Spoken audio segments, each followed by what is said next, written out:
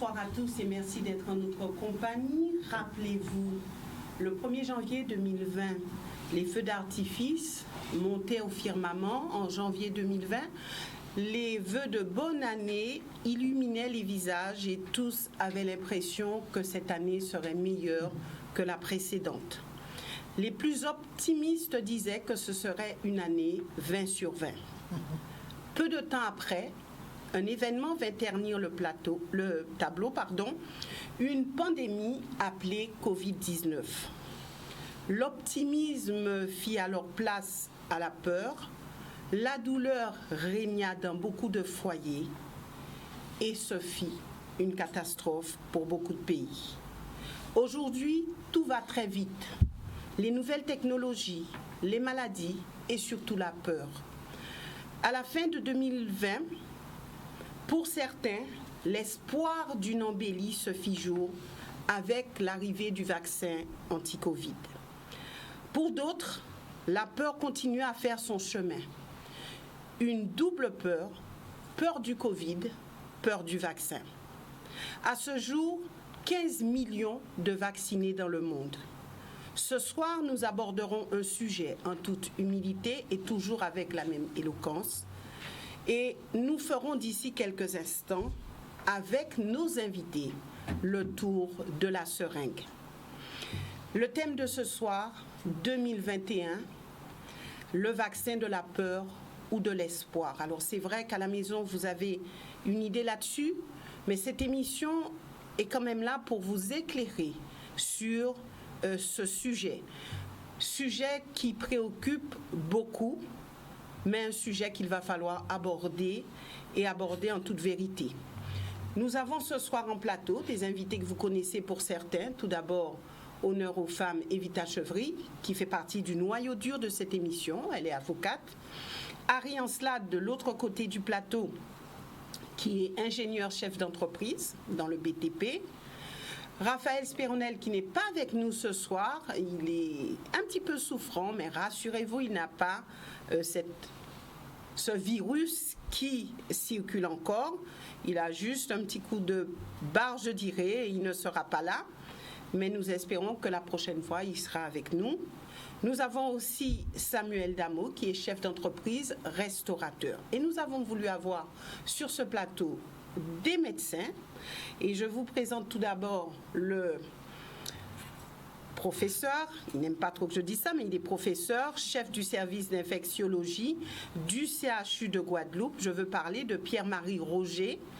Et nous avons de l'autre côté du plateau Bruno Jarich, qui est médecin, directeur médical de la crise Covid du CHU. Il est aussi hygiéniste. Messieurs, madame, merci d'être sur ce plateau et place au débat. Alors maintenant, quelques définitions rapides comme à l'accoutumée. Alors pour vous, c'est quoi la peur? Harry, pour vous, c'est quoi la peur? Alors là, je reconnais que je ne m'y attendais pas du tout. La peur. La peur, c'est l'incertitude. Ouais. C'est d'abord ça, c'est le fait de ne pas savoir, de ne pas maîtriser les choses. Pour moi, c'est surtout ça qui crée, qui pour moi fait de la peur. Alors, qui peut nous donner une autre définition de la peur? Alors moi, je ne sais pas si c'est une définition, mais c'est souvent une source d'empêchement de l'action. Ça nous retarde, et voire ça inhibe totalement l'action. C'est vraiment quelque chose qui est caricatural de notre époque. La peur. Samuel? Comme l'a dit Harry, c'est l'incertitude, c'est le vide, c'est l'inconnu. Ne pas pouvoir aller dans l'inconnu, ne pas avoir de référence, ne pas savoir à quoi s'agripper. Pour moi, c'est ça la peur.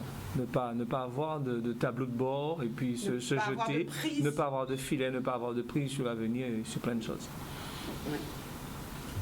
Evita? Alors la peur, oui, je suis d'accord avec ce qui vient d'être dit. Je voudrais juste rajouter une chose, et que on dit que les êtres humains, hommes ou femmes, vraiment courageux sont ceux qui sont capables de dépasser leur peur. C'est-à-dire que quand on n'a jamais peur, on n'est pas vraiment courageux. C'est ça qui est aussi intéressant dans le concept de la peur. C'est cette capacité justement de transcender la peur pour aller plus loin. Bruno Jarich. La peur, c'est qu'on perd nos projets, on perd nos engagements, puisque le futur n'est plus entre guillemets envisageable, puisque chaque semaine qui passe, on ne sait pas ce qui va nous tomber dessus, si la troisième vague va revenir, si ça va encore de nouveau impacter notre système de santé, notre vie socio-économique, et que du coup, c'est l'incertitude, on ne sait pas où on va, on ne sait pas si les projets qu'on a avec nos familles vont pouvoir s'accomplir, parce que l'inconnu domine l'environnement aujourd'hui. Alors j'ai trouvé une définition de la peur émotion qui accompagne la prise de conscience d'un danger et d'une menace. Alors il y a la peur, mais ce soir nous parlerons aussi d'espoir. Alors même exercice, l'espoir. Est-ce que c'est quelque chose qui doit transcender? Qu'est-ce que l'espoir? Alors Harry me regarde un petit peu de travers, j'irai du côté du docteur Roger. Alors pour vous, c'est quoi l'espoir? C'est ce qui fait agir. C'est ce qui fait agir. Ah oui. Oui. C'est ce qui donne un but. Et Ah oui. le but est d'en désigner et on agit. L'espoir. Oui. Alors, qui a encore une définition? L'espoir, c'est l'inverse de ce qu'on a dit avant. C'est-à-dire que maintenant, de nouveau, on peut envisager de maîtriser notre avenir et donc de mener à bien nos projets. Ce qui va être le cas avec le vaccin. On va aborder cet aspect du vaccin. Samuel, est-ce que vous avez une autre définition ou est-ce que... C'est la bouffée d'air, l'espoir, c'est la bouffée d'air. C'est ce qui désinhibe, c'est ce qui permet de se jeter dans le futur. C'est vraiment la bouffée d'air pour moi. D'accord, alors... J'ai toujours bien aimé cette formule. Il n'est pas nécessaire de réussir pour entreprendre, ni d'espérer pour persévérer. Oui. Alors j'ai trouvé une citation que j'ai bien aimée et qui va introduire d'ailleurs ce débat. La peur ne peut se passer de l'espoir et l'espoir de la peur. C'est Spinoza qui le disait et on va voir ce soir si en fait il a raison de dire cela. Alors j'aimerais quand même revenir avec vous rapidement, vous messieurs les médecins, revenir rapidement dans l'histoire et pour parler de pandémie. Alors aujourd'hui on parle de cette pandémie du Covid-19, mais en 1918 on a parlé de la grippe espagnole. Alors est-ce qu'on peut faire un parallèle entre la grippe espagnole et ce virus Covid, ou est-ce qu'il faut tout dissocier pour vraiment aborder les solutions? Est-ce qu'il y a des similitudes ou pas, selon vous? Alors rapidement. En deux mots, je crois que la grippe espagnole était une pandémie. Oui. Des fois c'est une pandémie. La grippe espagnole est une virose à tropisme respiratoire transmise par voie aérienne. C'est encore le cas, c'est également le cas avec le Covid-19. Après, je crois qu'il faut s'arrêter là parce que le niveau d'information, la vitesse de circulation de l'information et notre capacité à réagir est bien différente Qu'à l'époque. Et donc, on dit volontiers en médecine, les analogies ne donnent pas raison, quoi. Les comparaisons ne donnent pas raison. Il y a des ressemblances, mais c'est pas ça qui nous aide. Et d'ailleurs, toute la démarche épidémiologique, clinique, biologique et thérapeutique actuelle, qu'elle soit curative ou préventive, on a peu de choses à voir ce qui a été fait à l'époque.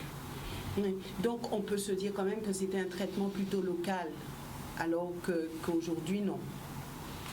C'est vraiment toute l'humanité qui est concernée. Ouais. Maintenant, on a parlé de peur, on a parlé d'espoir. Alors aujourd'hui, il y a, selon vous médecins, cet espoir, c'est le vaccin. vaccin qui suscite de l'espoir, mais aussi beaucoup de questions concernant, alors des questions, je dirais, qui peuvent vous sembler farfelues pour certaines, mais pour d'autres qui sont réellement fondées. Alors on dit que plus de 47 vaccins contre le coronavirus sont en cours d'essai clinique et donc il y en a beaucoup. Aujourd'hui, où en est-on concernant le vaccin? Est-ce qu'on peut dire le ou les vaccins? Non. On vous donne la parole. Allez-y, vous pouvez vous compléter, il n'y a pas de souci. Très clairement, ce sont les vaccins. De toute façon, on a vu, entendu que dans certains pays, on vaccinait avec un vaccin d'origine chinoise, d'autres avec un vaccin d'origine russe, américaine, anglaise, enfin bref, non, il y a des vaccins sont en place pour la prévention de l'infection Covid, pour en fait protéger la population. D'accord, donc il y a des vaccins, donc il a fallu faire un choix parmi tous ces vaccins, c'est bien cela?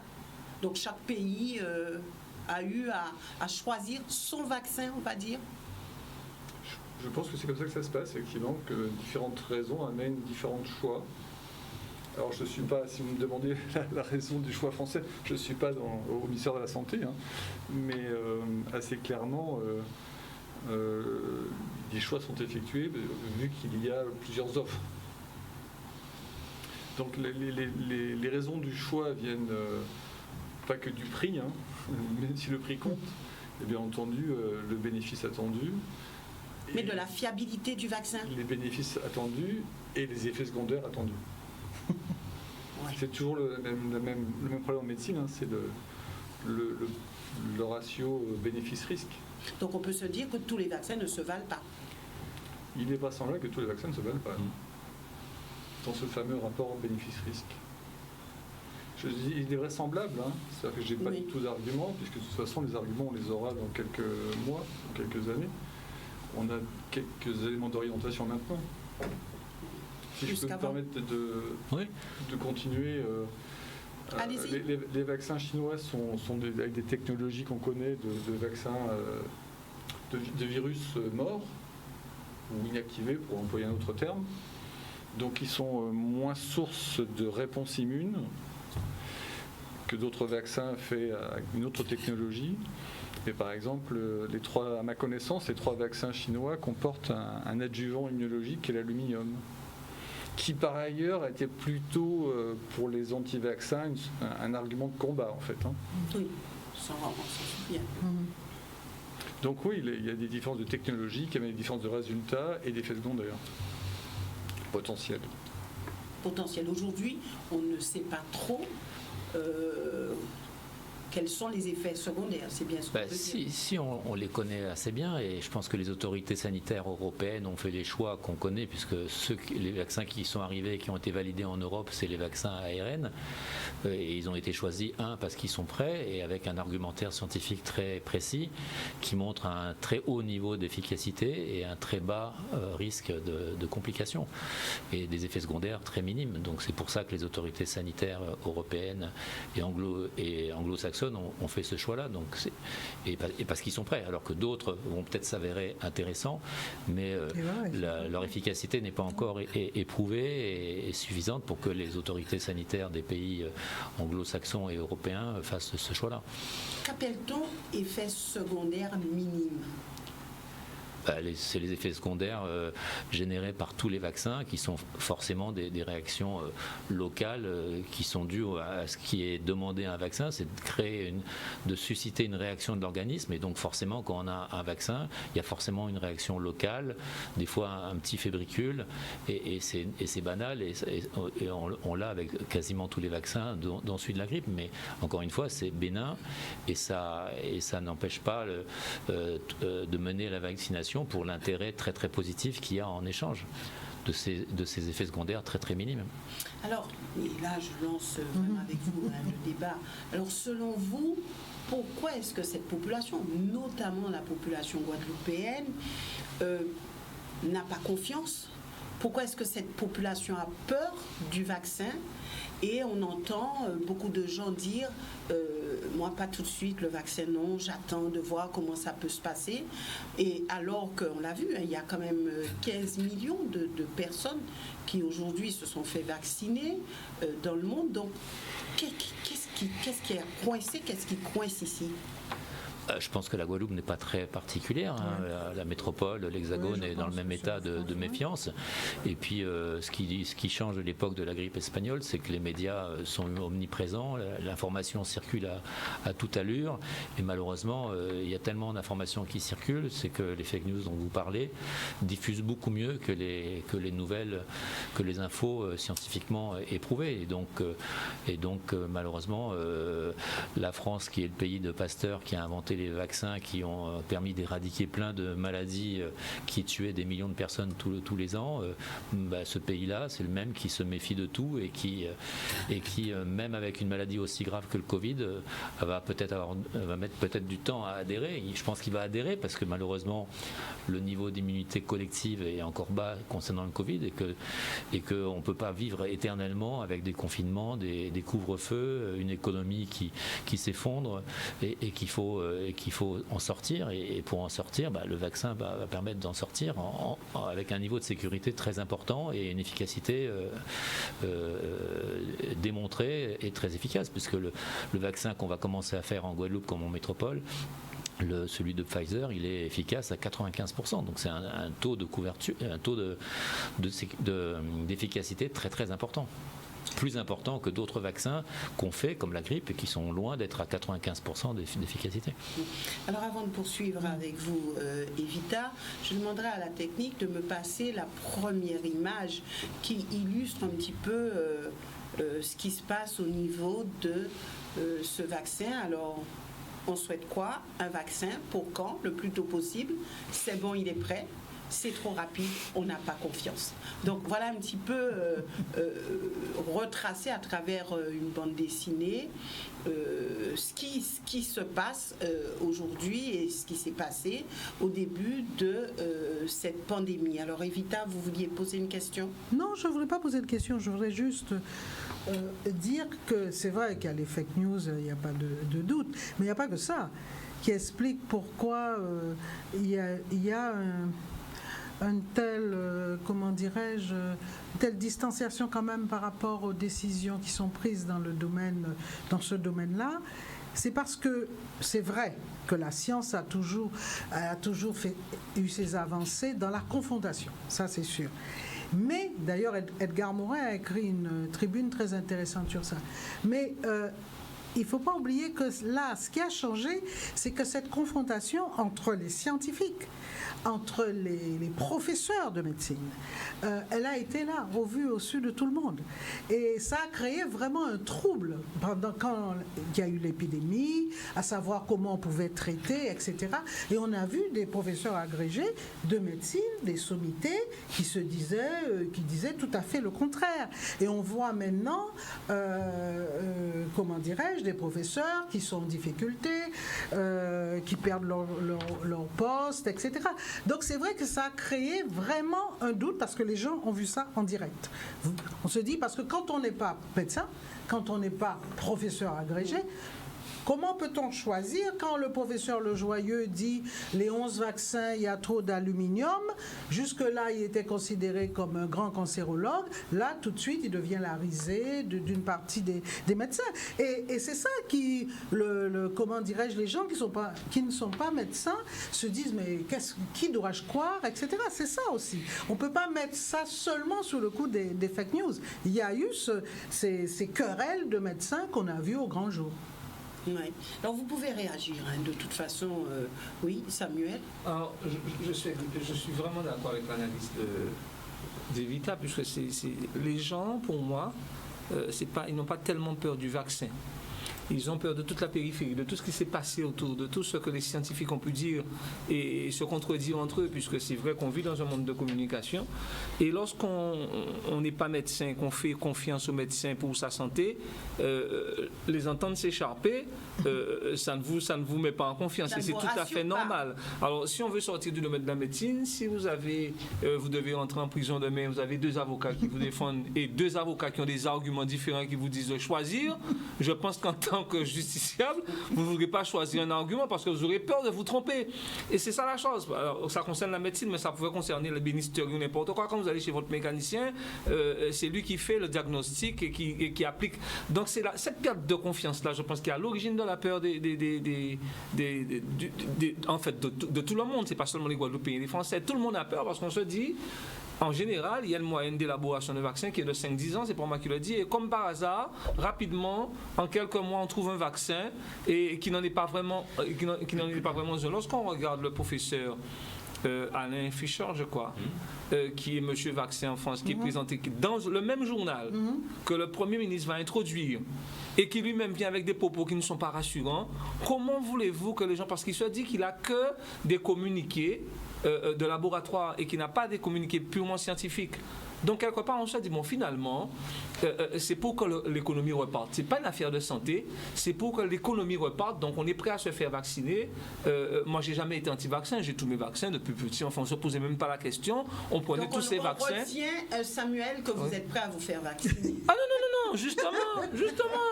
Moi-même, qui suis vaccin, eh ben, je ne suis pas sûr que je ferai comme le président de la République. Je vais dire que je ne suis pas le premier je ne suis pas une personne à risque. Donc il faut d'abord vacciner les autres pour voir comment ça réagit. Donc cette peur-là, je pense qu'elle est tout à fait logique, elle est humaine. On ne peut pas comme ça prêter. Médecins, en tout cas ceux qui portent ce dossier-là, de rassurer. On verra ce soir avec nos invités comment aborder cette question. Non, mais en dehors de ça, je pense que là, on a reculé sur le plan de la liberté. Sur le plan de la liberté d'expression. Les scientifiques, je pense, ont le droit de parler. Ils ont le droit de ne pas être d'accord. À la limite, ça se serait fait, je pense que ça aurait été beaucoup plus sain pour empêcher à des médecins de parler alors qu'ils ont fait les mêmes études, ils ont fait les mêmes... Ce n'est pas normal. Et d'ailleurs, on le voit ici, vous le savez, aujourd'hui, on a invité des médecins. Alors, on a 2 médecins du milieu hospitalier, mais il n'y a pas beaucoup de médecins qui se sont empressés de venir répondre à vos questions ici. Alors, pourquoi pas? Est-ce qu'ils ne maîtrisent pas le sujet? Est-ce qu'ils ont peur de parler? Est-ce qu'eux-mêmes ils sont convaincus? Est-ce qu'ils ne le sont pas? C'est ça la réalité, c'est cette peur. Alors, comment redonner confiance à la population si les médecins eux-mêmes refusent, pour certains, de s'exprimer, refusent de se positionner?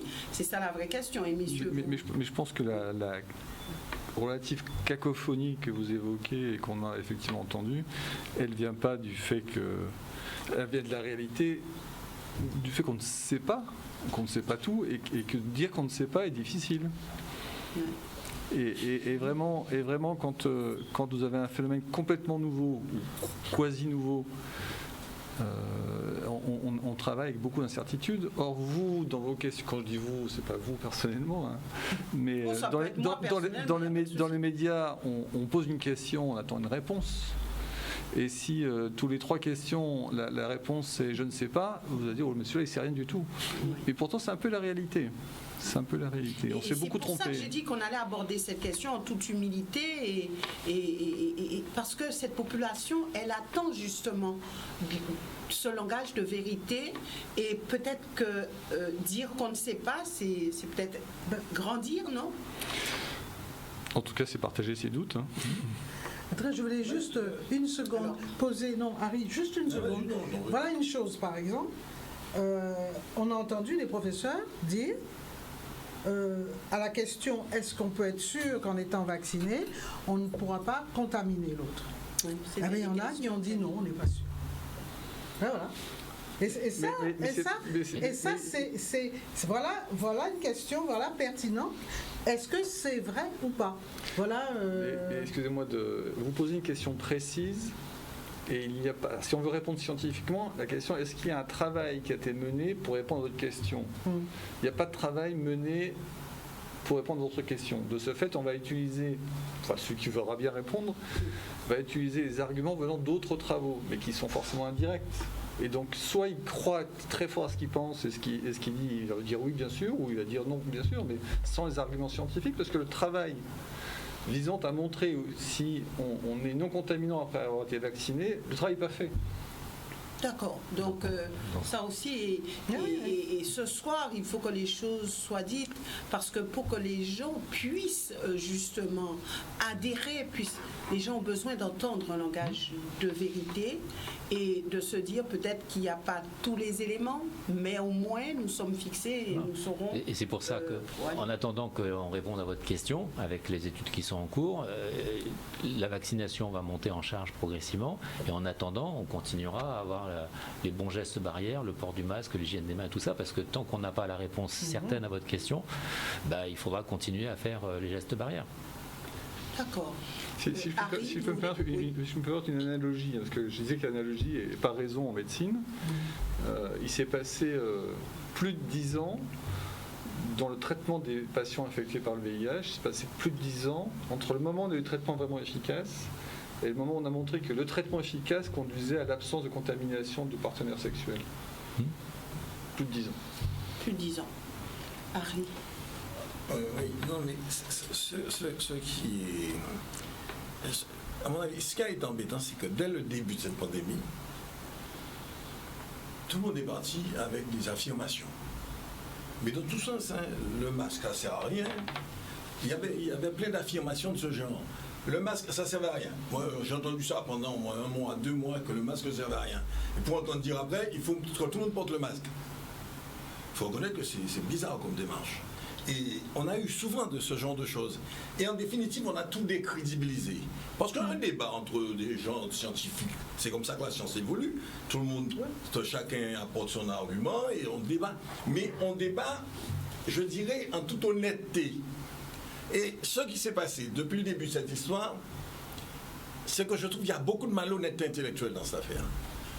On affirme des choses en sachant très bien que c'est faux, mais pour d'autres raisons. On les affirme parce qu'il y a un mélange de politique, il y a un mélange de beaucoup de choses qui finalement, tout ça n'est pas scientifique. Et ce débat-là, on a mélangé la démarche scientifique à d'autres démarches, et particulièrement la démarche politique.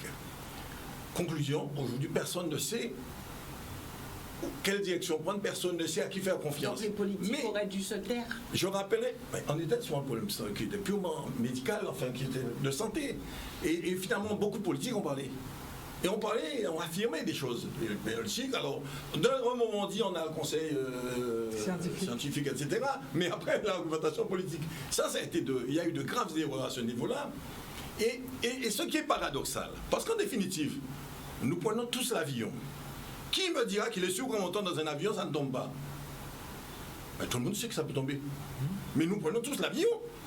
Il est rare que quelqu'un dise j'aime pas. Ça arrive. Oui. Il y a toujours des gens qui n'aiment pas prendre l'avion ou qui sont très mal dans l'avion. Mais on ne peut pas dire que c'est une majorité. C'est très exceptionnel, les gens qui ne peuvent pas prendre l'avion. Mais par contre, je pense qu'il n'y a personne qui se dit un avion, ça ne peut pas tomber. Et justement, tout le monde sait que le moindre incident, c'est définitif. Pourtant, on le prend. Donc, ça veut dire qu'en définitive, face à cette situation-là, les gens prennent un vaccin. Je ne pense pas que ça, c'est pas l'élément. Ça ne devrait pas poser de problème. Mais en réalité, on ne s'interroge même plus sur le vaccin. Je dirais qu'à la gauche, je pense qu'il y a des gens qui se disent même est-ce que réellement c'est un vaccin? On est parti dans on a tellement créé de doutes que les gens le doute aujourd'hui, comme vous l'avez dit tout à l'heure, hein, on a dit qu'on ne fait pas de vaccin avant 10 ans. Bon, tout ça, c'est vrai que, mais tout ça est repris par les gens de presse, etc. Quand un scientifique dit ça, c'est ce qu'il dit. Mais quand un journaliste dit ça, il dit ça autrement. Et on présente les choses autrement. Mais celui qui écoute, on dit on ne peut pas faire un vaccin avant 10 ans. Et puis vous l'annoncez, 6 mois après, on a un vaccin. Et qu'on en a plusieurs. Ben, vous savez, vous dites après, il faut prendre le vaccin. Je comprendrais que quelqu'un qui déjà n'est pas scientifique en tant que tel se dise mais il y a un problème quelque part. C'était pas possible et maintenant il y en a 10. Donc tout ça a créé une situation où je pense et je comprends très bien qu'aujourd'hui il y a plein de gens qui n'ont pas envie d'aller prendre le vaccin. Alors, est-ce que la population a raison ou est-ce qu'elle a tort d'avoir peur? Je parle simplement de la peur. Mais est-ce que la population a peur? Qu'est-ce qu'on appelle? Parce que justement, on a parlé de peur tout à l'heure. Est-ce que la population a peur dans le sens disant je vais prendre le vaccin et ça aura des conséquences très nuisibles sur ma santé? Est-ce que c'est ça que les gens pensent? Je ne sais pas, mais je voulais vous poser la question avant parce que vous avez commencé par ça, enfin après votre introduction, vous avez parlé de la peur en Guadeloupe de se faire vacciner. Mais vous n'avez aucune mesure de ça. Hein. Vous n'avez aucune mesure de ça. Vous n'avez aucun argument objectif pour l'énoncer. Si dans votre entourage, on vous dit, vous l'avez dit hors antenne, dans votre entourage, vous entendez beaucoup les gens, non, je veux d'abord qu'on se fasse vacciner, puis après j'irai éventuellement. Mais celui qui est mécontent de quelque chose, je crois qu'on sait qu'il répète 50 fois la même chose, je suis mécontent de mon garagiste, je suis mécontent de mon boulanger, je suis mécontent de mon médecin. Celui qui est content, il répète 5 fois. Celui qui est mécontent 50 fois. Donc ce qu'on entend surtout, c'est la peur, le mécontentement ou la peur. Mais je pense que Bruno l'a évoqué, on va vacciner et puis on verra si les gens refusent la vaccination. Moi, je ne suis pas sûr du tout qu'ils refusent la vaccination. Donc, vous dites que vous n'êtes pas sûr que la population ait peur? Et si je peux me permettre, le débat est parti, comme vous l'évoquiez il y a un instant, le débat est parti trop tôt. C'est-à-dire qu'on a demandé à des professionnels de santé qu'est-ce qu'ils pensaient de la vaccination, alors que les données n'étaient pas disponibles. C'est fou. Et d'ailleurs, les gens se sont autorisés à répondre alors qu'ils n'avaient pas les données disponibles. C'est quand même un vrai problème. Et je ne veux pas dire que c'est la faute des médias, hein, c'est pas mon propos. Mais c'est bizarre de poser des questions quand vous savez d'avance que de toute façon, la personne en face de vous n'a pas les arguments pour répondre. On s'attend peut-être à ce que la personne en face dise qu'elle n'a pas les arguments. Néanmoins, vous l'invitez pour qu'elle réponde à des questions. Donc si c'est pour répondre encore une fois sur deux, une fois sur trois, je ne sais pas, vous ne l'invitez plus. Vous voyez ce que je veux dire?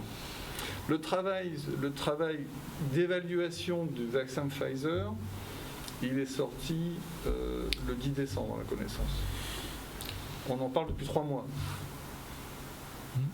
Mais depuis 3 mois aussi, les scientifiques disent que c'est juste une forme de Covid. Donc ça, il faut l'entendre aussi. Donc on attend des scientifiques que si c'est juste une forme de Covid, qu'ils aient un minimum de réponse. Parce que c'est vrai que l'analogie ne fait pas effectivement la raison, ça on est d'accord, mais c'est pas comme si c'était, oui, c'est une maladie qui arrive, qui est neuve, mais en même temps, mais ça dans tous les... voilà. C'est une maladie, voilà. C'est une nouvelle maladie infectieuse, c'est une nouvelle pandémie, mais en lien avec un virus, une famille de virus qui est connue. Voilà.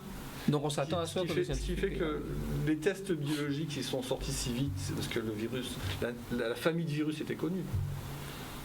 La famille de virus était connue. La famille de virus était connue. Il y a eu une épidémie en 2003 à Hong Kong. Il y a eu une épidémie qui n'est pas d'ailleurs complètement terminée dans le Moyen-Orient en 2012. Donc 2013. Donc les virus sont connus, leurs structures sont connues. Quelles sont les protéines qui peuvent générer de la réponse immunitaire, c'était déjà connu. Il fallait juste, quand je dis juste, c'est très facile, hein. C'est une vraie capacité scientifique, industrielle, c'est pas mon propos. Hein. Mais il fallait entre guillemets juste mesurer les mêmes événements pour ce virus-là, ce virus Covid-19, enfin le SARS-CoV-2. Donc à la fois ça paraît très vite, mais on partait pas de rien en fait. C'est allé très vite aussi parce qu'on est très très motivé, parce que les dégâts sont majeurs et ils touchent des millions et des millions de personnes. Ça touche tous les continents, les riches comme les pauvres. Alors que certaines maladies qui touchent que les pauvres motivent moins. Et là, on est un peu dans une course contre la montre, hein, parce que les cas se multiplient, les morts se multiplient, et on va pas compter les morts comme ça pendant des années et des années. Oui, je ne veux pas contredire Bruno, mais il y a un élément qui est vraiment important aussi qui explique la célérité. Les vaccins qui marchent sont les vaccins qui reproduisent ce que fait l'immunité naturellement. Si on n'a pas de vaccin à notre époque contre le VIH, c'est parce que notre immunité ne sait pas se débrouiller avec ce virus. Or, les coronavirus, certes, c'est vraiment dangereux chez le sujet âgé avec plein de comorbidités, comme on dit, mais il y a l'immense majorité des gens qui en guérissent.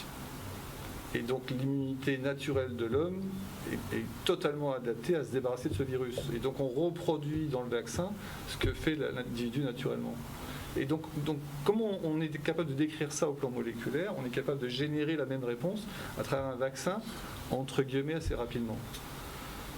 C'est de la reproduction, hein. On imite la nature. Ouais, donc, oui, et puis...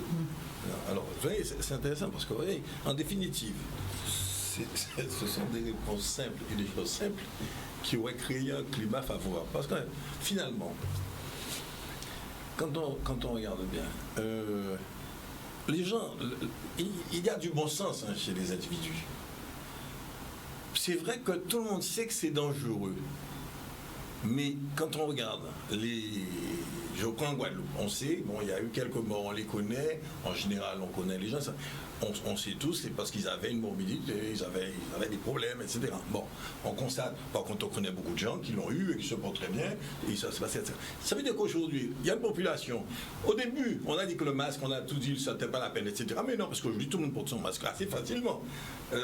Quand je regarde dans la rue, les gens n'ont pas l'air de se poser de problème, ils ont leur masque, et même des fois, bon, ça arrive, on part, on l'oublie, mais on a toujours le masque dans la voiture. J'ai vraiment vu quelqu'un qui n'a pas un masque dans sa voiture. Des fois, on l'oublie, parce qu'on n'a pas le... Mais quand on voit quelqu'un, on retourne dans la voiture, chercher le masque. Moi, je sais que ça m'arrive souvent. Bon, mais c'est vrai que, en définitive, les gens ont bien compris qu'il y a un risque, qu'il ne faut pas être contaminé, parce qu'il y a quand même un danger, etc. Ils ont bien compris qu'il y a des gens plus fragiles que d'autres. Tout ça paraît sensé, mais, et c'est là où il y a un problème, les gens ne sont pas convaincus. À mon avis, aujourd'hui, on n'a pas réussi à les convaincre qu'un vaccin les protégera plus. Et c'est là le problème. Il faut pouvoir dire aux gens, les faire comprendre qu'un vaccin les protégera plus. Mais ça, non, pour l'instant, rien ne... Ils ont de la réalité sans vaccin et ils ne savent pas trop. Ils se disent que le masque suffit, pour l'instant, ça fonctionne. Pour l'instant, ça fonctionne. Mais par contre, c'est une aventure. Ils vont vers le vaccin et pas pour tout ce qu'ils entendent. Il n'y a pas quelque chose qui dit ce sera mieux. Vous serez mieux protégé, c'est sûr. Parce que tout à l'heure, on disait quelque chose qui est vrai. Moi, quand on dit à quelqu'un pour aller en Guyane, il faut prendre le vaccin, il faut prendre son vaccin, il ne posait pas de questions. On vous dit qu'il faut prendre tel vaccin pour aller dans tel pays voyager. J'ai jamais entendu quelqu'un dire ah, mais je ne peux pas voyager parce que j'ai pas envie de prendre un vaccin. On le prend le vaccin, quand on dit qu'il faut le prendre, on le prend. Aujourd'hui, c'est vrai que c'est la première fois que je vois un vrai débat où les gens, ils n'ont pas envie. Ils craignent parce qu'ils ne savent pas. Ils se disent est-ce que je ne vais pas me mettre dans une situation plus fragile? Je ne serai pas plus fragile avec le vaccin. Oui. C'est quand même comme ça. On a créé ce doute-là. Alors, que répondre à cela? Oui, mais justement, le vaccin, on ne le propose pas à tout le monde. On commence à le proposer aux plus fragiles. Donc la priorité, c'est de protéger ceux qui ne sont pas en capacité de vivre le Covid si jamais il attrape sans des effets importants. Donc on commence par les personnes âgées et par les personnes qui ont des comorbidités. C'est à ceux-là qu'on va proposer le vaccin en priorité. Alors est-ce qu'il faut commencer par les soignants plutôt que les personnes âgées dans les EHPAD? Puisqu'en fait, ces personnes sont dans les EHPAD et là, on va faire les deux. Pas touchées. Là, on va faire les deux. Dans le monde entier et en France et en Guadeloupe, c'est ce qu'on va faire. On va commencer les EHPAD et les soignants. Donc les personnes âgées qui sont en EHPAD, et dès qu'on aura avancé sur les EHPAD, on fera les personnes âgées qui sont à domicile, dès que possible. Et en parallèle, en même temps, et dès la semaine prochaine, on va commencer, on va vacciner les soignants qui ont plus de 50 ans, et les soignants qui ont éventuellement moins de 50 ans mais qui ont des comorbidités. Comme en France? Comme en France, oui, bien sûr. Je voulais juste vous poser une question, docteur. Est-ce que c'est vrai que les vaccins en général, là, ça n'est plus... Est-ce qu'ont moins d'effets sur les personnes justement très âgées? Sur le vaccin de la grippe, c'est établi qu'une personne âgée réagit moins efficacement envers le vaccin, et c'est pour ça qu'il y a la démarche collective de la vaccination qui est aussi importante, parce qu'une personne âgée, elle est protégée grâce à son vaccin, mais comme c'est que partiellement efficace, il faut aussi vacciner tous ceux qui sont autour de lui, donc les soignants qui s'en occupent, les aidants qui s'en occupent, et les proches qui vivent avec ces personnes âgées, pour que collectivement ils soient protégés. Parce qu'encore une fois, la grippe, c'est comme le Covid, quand on est bien portant et jeune, une grippe c'est désagréable, mais ça tue rarement les personnes jeunes. Ça arrive, mais c'est rare. Alors, il y a quelques questions pratiques comme cela. Les personnes qui se feront vacciner, est-ce qu'elles peuvent se passer de masque? Non, puisque on en a parlé tout à l'heure. Pour l'instant, même si on le suppose, on n'a pas établi que l'immunité donnée par le masque empêchera de porter par le vaccin empêchera d'être contagieux. Quand je sais pas, quand 30, 40, 50% de la population sera immune grâce au vaccin, on pourra baisser la garde en termes de mesures barrières, masque et hygiène des mains. Mais dans un premier temps, il faudra mener les deux de front. Si je peux me permettre, l'hypothèse que le vaccin protège contre la contamination d'autrui est très très très très forte, puisque le principe du vaccin, en tout cas dans le modèle entre guillemets Covid-19, c'est d'empêcher que le virus rentre dans nos cellules. Un virus a besoin de nos cellules ou des cellules pour se multiplier. Il rentre dans nos cellules, il s'y multiplie, il tue la cellule ou il altère son fonctionnement qui aboutit à la même chose. Donc si ce qui a été montré dans les deux travaux publiés concernant la vaccination, c'est que effectivement le virus ne rentre pas dans la cellule, puisque le principe est de bloquer son entrée dans la cellule. Et donc il n'y a pas de multiplication de virus, et donc il ne peut pas y avoir de contamination, puisque la contamination passe par quelqu'un qui produit du virus. Or, si le virus ne rentre pas dans nos cellules, il ne se multiplie pas, donc il n'y a pas de production. Donc la logique d'un vaccin efficace et d'une immunité efficace, c'est la contamination. Voilà. Et c'est probable, même si on n'a pas encore mesuré concrètement. Voilà. Parce que le mesurer, il faut du temps. Il faut pouvoir compter les cas et mesurer la contagiosité, ce qui n'est pas encore possible. Alors mais c'est fortement probable. Est-ce qu'on peut dire combien de temps est-ce qu'on est protégé quand on prend ce vaccin ? Ça non plus. Ça c'est l'autre inconnu, c'est la durée que l'immunité sera donnée par le vaccin. Ça, on ne le sait pas. De la même manière que quelqu'un qui a fait le Covid, on ne sait pas s'il n'est pas capable 6 mois, 1 an après d'en faire un autre. Mais ça parce qu'il n'y a que le temps qui va répondre à cette question-là. On peut pas deviner, même si on imagine que l'immunité sera assez conséquente, mais est-ce que ce sera 1 an, 2 ans, 5 ans ? C'est comme la plupart des vaccins. Il y a certains vaccins, c'est tous les 10 ans, mais pour l'instant, on ne peut pas répondre à la question, puisqu'il faut mesurer concrètement avec le temps ce qui va se passer dans la population. Pour répondre à cette question, la durée de l'immunité, c'est qu'il n'y a que l'avenir qui répondra à cette question. Oui. Samuel ? Rien, je ne sais pas dire qu'il faut faire appel au côté altruiste des hommes. C'est-à-dire, voilà, les gens vont comprendre lorsqu'ils savent que ça va servir à protéger leur entourage. Il faut leur dire la vérité. Et ils sont plus à même de faire cette démarche-là et de comprendre que c'est pour, voilà, c'est ne pas fonctionner en égoïste et se dire c'est moi, je ne veux pas moi le faire. Si les gens savent qu'ils sont avec leurs parents plus âgés, avec des gens qui sont, j'ai envie de dire, qui présentent des risques, c'est vers cette communication-là, je pense qu'il faut aller.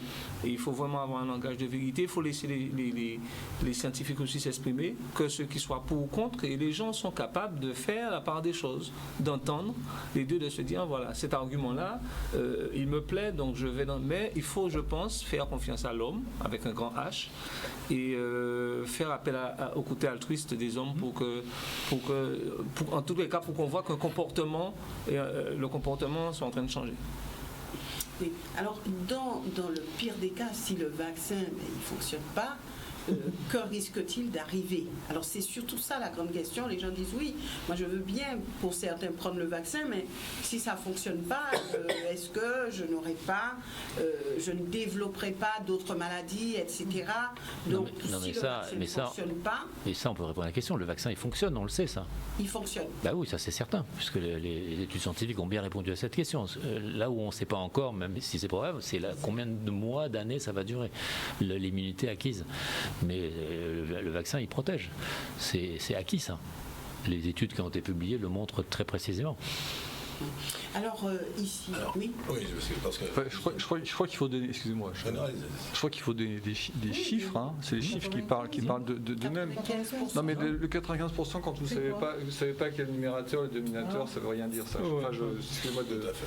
Quand vous lisez le travail, qui est accessible à tout le monde. Hein, vous le téléchargez sur Internet sans aucune difficulté. Bon, c'est en anglais, mais Pour donner des chiffres ronds, ce n'est pas les chiffres exactement précis, mais en tout cas c'est ça. C'est 18 000 patients, si on parle du vaccin dont on va disposer à très court terme, qui est arrivé en Guadeloupe. On va en parler. Voilà. C'est 18 000 patients qui ont le vaccin, 2 injections à 21 jours intervalle, et 18 000 patients qui ont un placebo. Sachant que ni le patient ni ceux qui vaccinent sait s'il injecte le vaccin ou le placebo. C'est le principe de l'aveugle. C'est 8 cas au décours de la deuxième injection, c'est 8 cas dans le suivi, c'est 8 cas de Covid dans le groupe vacciné, c'est plus de 160, c'est un facteur 20 dans le groupe placebo. Je crois que les choses sont dites. 8 sur 18 000, 160 sur 18 000. J'ai vu ce schéma-là et c'est vrai qu'il est assez parlant. Et il faut avoir des réponses simples, dire les choses simplement et démontrer ce sont ces vérités-là. Effectivement, parce que quand vous êtes à l'aveugle, vous ne savez pas quand vous prenez un placebo ou en tous les cas quelque chose d'actif. Donc si vous réagissez autrement, ça veut dire que ça fonctionne quelque part. Donc je pense que les gens sont prêts aussi à entendre ça. Il faut vraiment avoir une campagne de vérité et dire les choses aux gens, mais les gens ne sont pas des enfants, ils sont capables de comprendre. D'accord. Alors, ici en Guadeloupe, comment ça va se passer? Combien de vaccins sont prévus? La campagne de vaccination, comment elle va se dérouler? La campagne est en voie de finalisation, de finalisation pour son début, puisque le système est en place, les congélateurs sont arrivés en Guadeloupe, ont été mis en place, la surveillance de ces congélateurs est active, et les doses arrivent ce soir. Là. Les doses, il y a plus de 5500 doses qui sont arrivées ce soir, là, à l'avion de ce soir, et donc qui sont en train d'être installés au CHU, et les vaccinations vont pouvoir commencer dans les jours qui viennent. Donc peut-être en fin de semaine au niveau de la première EHPAD qui est en train de se préparer, Ça sera laquelle ? A priori à Palais-Royal. Oui. À Palais-Royal, si ça se confirme. Et puis dès la semaine prochaine, le CHU, le CHBT et Saint-Martin vont mettre en place leur centre de vaccination pour vacciner ces fameux soignants qui sont soit âgés de plus de 50 ans, soit qui ont des comorbidités pour les protéger du Covid. Donc les personnes âgées dans les EHPAD et les soignants, ça commence dans les jours qui viennent. Donc au CHU, vous donnerez l'exemple, vous serez tous vaccinés, tout le personnel soignant. Ça dépend des soignants, parce que les soignants, ils sont comme le reste de la population. Certains vont adhérer. Donc il y a le choix. Ah, bien sûr, là, il n'y a aucune obligation. Il n'y a aucune Pour obligation. les soignants, il n'y a pas d'obligation. Non, il n'y a aucune obligation. Il y a le choix aussi. Ouais. Il n'y a aucune obligation. Donc moi, personnellement, par exemple, j'ai plus de 50 ans, et donc je me ferai vacciner dans les jours qui viennent. Ouais. Et d'autres le feront aussi. Et puis d'autres vont peut-être attendre un petit peu. Ils vont peut-être se donner quelques jours de réflexion pour adhérer. Non, mais ils me regardent. Non, mais moi, je vais me faire vacciner, pas de problème. Ouais. J'ai même dit que je voulais bien servir d'exemple. Voilà. Et donc, en plus, on va a priori médiatiser la vaccination des leaders, entre guillemets, du sujet pour montrer que ce qu'on dit, on le fait. Alors, vous savez, il y a des gens qui sont quand même sceptiques et qui disent oui, mais quelle preuve on a que ces personnes se font réellement vacciner pas avec cette avec de l'eau, alors oui, ou des vitamines ou des trucs. Ça aussi, ça fait son chemin. Oui, il y a eu l'histoire de la nouvelle. Alors, répondre à cela. Là encore une fois, il faut faire confiance aux médecins qui communiquent et qui vont montrer l'exemple. Je pense qu'on a entre guillemets aucun intérêt à faire des simulacres médiatiques. Je pense que ça n'a aucun sens. Ça n'aurait aucun sens. Comment ? Venez avec vos caméras. Enfin, les caméras ne suffiraient pas, il faudrait qu'un huissier regarde la dose. Ils peuvent. On peut vous montrer la dose. Hein, Oui. Alors, oui. Oui, c'est vrai que c'est extraordinaire parce qu'on a réussi à créer une société extraordinaire de méfiance entre nous. Et on est au stade, c'est comme l'excellence. Il faut se demander pourquoi il y a la méfiance. La méfiance ne n'est pas de rien. La médecine est là pour nous aider à mieux vivre, mais on a réussi à créer, même dans la médecine, une méfiance extraordinaire. On doute de ce qu'on peut faire. Et c'est vrai qu'il y a des moments, moi je ne sais pas, il y a des médicaments. Je me souviens, il y a un médicament qu'on m'avait presque à une époque pour une histoire d'ulcère. Et puis un jour, le médecin me dit, oh là là, c'est dangereux. C'est que finalement, on a arrêté ça, on a constaté que. Mais il y a plein de trucs comme ça, mais on sait que ça fait partie du jeu. C'est comme ça, mais ça aide des choses. Et c'est là que. Alors, c'est là où je pense qu'on a un peu dérivé et on a cassé ça, on a cassé ce climat-là, parce que les gens savaient bien, on prend des médicaments, certains des fois peuvent avoir un effet secondaire là-dessus, qui n'est pas prévu, etc. Mais on sait que ça fait partie du risque, mais en général, on sait quand même que plus souvent, ça aide. Au lieu de créer des problèmes. Non, il y a eu des médicaments, non, je suis désolé. Il y a eu des erreurs monumentales. Il y a eu des scandales terribles. Et il y a eu une volonté de faire taire. Il faut aussi le dire, ceux qui dénonçaient. Donc je veux dire, vraiment, il faut aussi dire les choses. Absolument. Alors qu'il y avait des superbes agences, des superbes chercheurs, et on a mis en circulation, alors qu'on vous dit que pour mettre en circulation, il y a toute une procédure. On a mis en circulation des médicaments qui ont été catastrophiques pour la santé des femmes, des enfants qu'elles attendaient et tout. Donc je trouve que c'est sain justement qu'on soit quand même, qu'on n'aille pas tout de suite en disant voilà, ils disent faites ça, on fait ça, faites ça, on fait ça. Pas de masque, là oui, d'accord, oui, je crois qu'on n'a pas besoin de masque. Maintenant, on a besoin de masque, oui, non, c'est ça. Et puis les gens dynamique qui, moi je trouve ça intéressant. Justement, cette période-là, je la trouve intéressante. Parce que la remise en question. La remise en question. Parce qu'on sait que les scientifiques, quand on voit des scientifiques qui parlent à la télévision, d'accord? Des professeurs qui parlent à la télévision, ou des médecins. Et puis après, Mediapart ou autre sortent, ah ben tel médecin, il touche tant de tel laboratoire, tel autre, etc. C'est normal que les gens... ben oui, et c'est bien, et c'est bien. Parce que ça poussera justement à peut-être plus de vigilance. Moi, je pense que c'est ça. Et puis l'économie de Big Pharma, lorsqu'on regarde effectivement, les gens ne veulent pas être non plus des cobayes des grosses de l'industrie pharmaceutique. C'est des intérêts. Lorsqu'on voit parfois comment ils reçoivent des amendes, je crois qu'il y a, il y a plusieurs, il y a comment s'appelle encore cette entreprise-là avec les deux noms pareils. Nous avons environ 10 laboratoires dans le monde qui se font leur part belle. Et parfois, je crois qu'il y a un laboratoire qui a reçu dernièrement une condamnation de 400 quelques millions d'euros, parce que, voilà, donc tout ça n'est pas de nature à rendre les gens confiants dans ce qu'ils entendent des scientifiques. L'intérêt aussi de cette émission, c'est vraiment de pouvoir répondre à quelques questions de Guadeloupéens, de téléspectateurs, parce que je crois que le sujet est suffisamment important pour que des réponses soient données sur ce plateau ce soir. Donc, premier appel. Bonsoir, nous vous écoutons. Allez-y, nous vous écoutons. Allô? Oui, bonsoir, madame. Bonsoir, c'est pour l'émission. Allez-y. Bonsoir, je suis Marie-Chantal. Bonsoir, Marie-Chantal.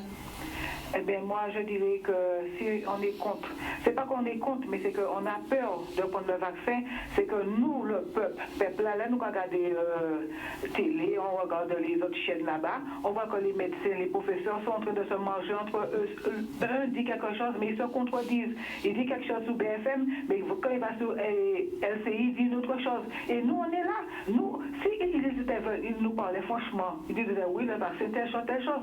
Voyez, c'est qu'on a commencé à vacciner la grande dame dans les pannes, c'est à ce moment-là qu'ils ont sorti, oui, mais il faut rester 3 jours en observation. Non, il faut tout dire. C'est-à-dire, on ne va pas tout nous dire n'importe quoi, mais trouver une façon de nous dire, parce que nous ne sommes pas médecins, nous sommes là, nous sommes le peuple. Si on a peur, c'est ça. Moi, le vaccin de la grippe, la première fois que le médecin me l'a donné, je ne l'ai pas pris. La deuxième fois, je l'ai pris, et maintenant, la Sécu me l'envoie. Ça fait un bon moment, mais on va prendre le vaccin, mais il faut savoir qu'est-ce qu'il y a. Ils nous font peur eux-mêmes, comme s'ils ont peur. Et si on voyait tout le monde, Roselyne Bachelot, elle a bien pris le vaccin direct. Si on voyait M. Charles, si on voyait Mme Macron, si on voyait tout le monde, Mme la Présidente, Mme Bourrel, si on voyait les gens aller le prendre, pourquoi tout le monde? Et moi, je me dis aussi, dans ma tête, mais oui, quand il y a des bonnes choses, il y a du travail, il y a un bon bitin qui arrive en Guadeloupe, on va attraper. Pourquoi ces vaccins-là ont attrapé? Merci, au revoir. Merci, madame. Merci. Vous avez un peu compris ce qui a été dit.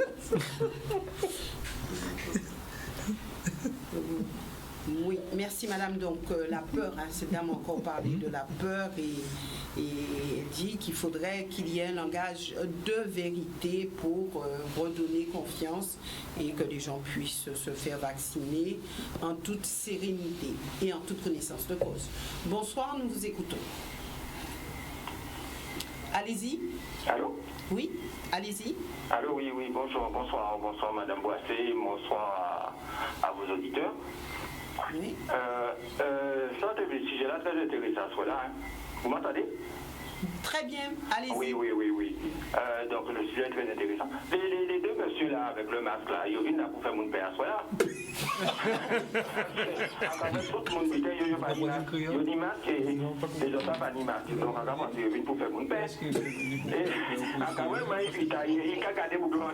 Vous, monsieur, en train aussi pareil, ou en gardant les conditions aimants, ou comment ils ont en paye, ils viennent pour faire mon père. Mais Guadeloupe, il doit quoi être méfiant. Franchement, après la nous sortie, nous devons être méfiants et je dois comprendre tout à fait méfiant à eux. C'est deux boucles là qui viennent là, ils viennent pour faire mon père. Ils savent très bien pas même maladie quand on est en Guadeloupe. Ok?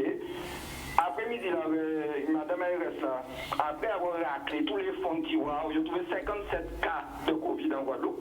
Et c'est monsieur qui a vu dans la télé, il avait des masques en fille à eux pour dire que vous pouvez piquer là, ma confus à Bible. Enfin, nous, on n'est pas né de la dernière pluie quand même. Guadeloupe, restez béatifs.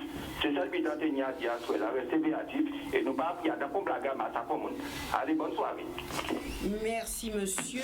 Alors chacun a son avis là-dessus. Alors c'est vrai que nous avons deux médecins en plateau. Ils ont voulu donner l'exemple. Et c'est leur droit, bien sûr, de le faire. Maintenant, nous passons, d'ici quelques instants, nous avons déjà beaucoup d'appels, nous essayons de récupérer un maximum. Et pour poursuivre avec d'autres questions, bonsoir, nous vous écoutons. Allez-y. Oui, j'aimerais parler pour sur l'émission. Oui, allez-y, monsieur, nous vous écoutons. Très bien, bonsoir, je m'appelle Roland. Et voilà, en fait, moi je trouve que les gens ont raison de ne pas s'inquiéter sur ce vaccin. Première étape, au début, ils ont dit qu'il ne fallait pas porter de masque, maintenant ils vont en porter. Le gouvernement de la France même ne sait pas.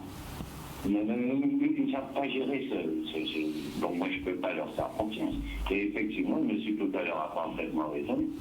De ces deux médecins, je ne sais pas parce qu'ils sont, portent les masques, mais ça c'est. Et donc les autres messieurs et la dame en fait, donc je sais pas, donc ils sont à risque. Donc voilà, donc je trouve, moi je ne suis pas d'accord avec ce vaccin. Je trouve que c'est. Et puis parce que tout simplement, on n'a pas confiance dans le gouvernement à ce niveau. Pour respecter sur ce niveau.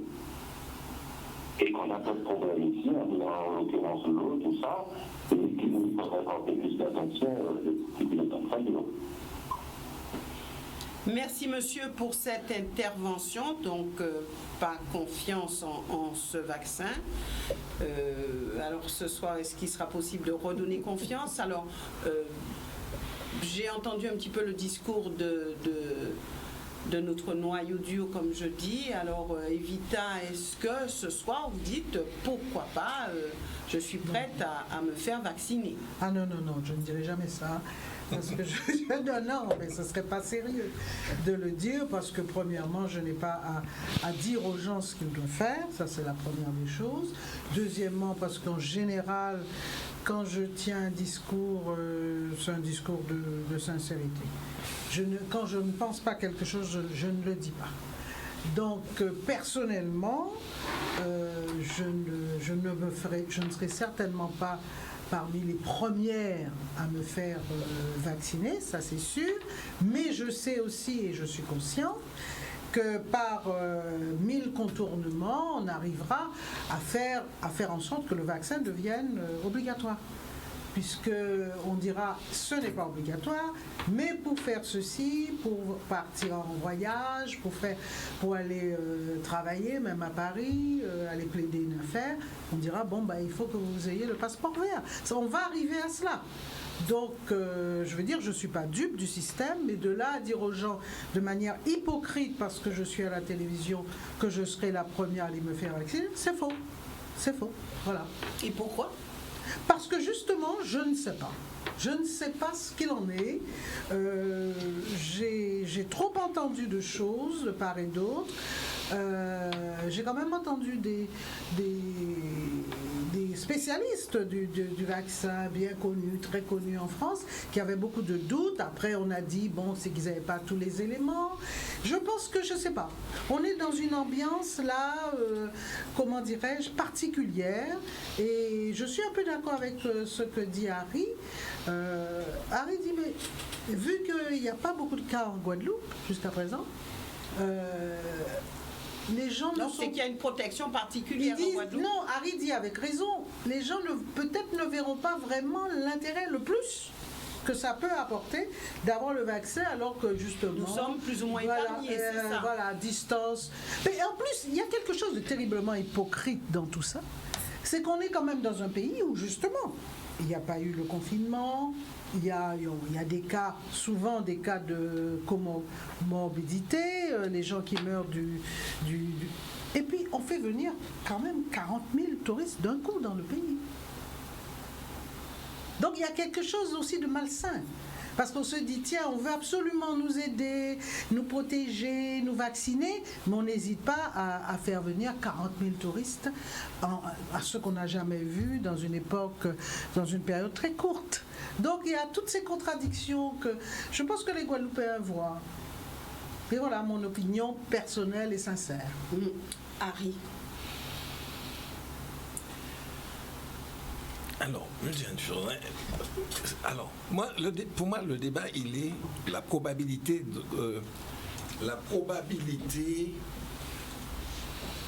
que ça me soit utile. Bon, mon jamais il en est là.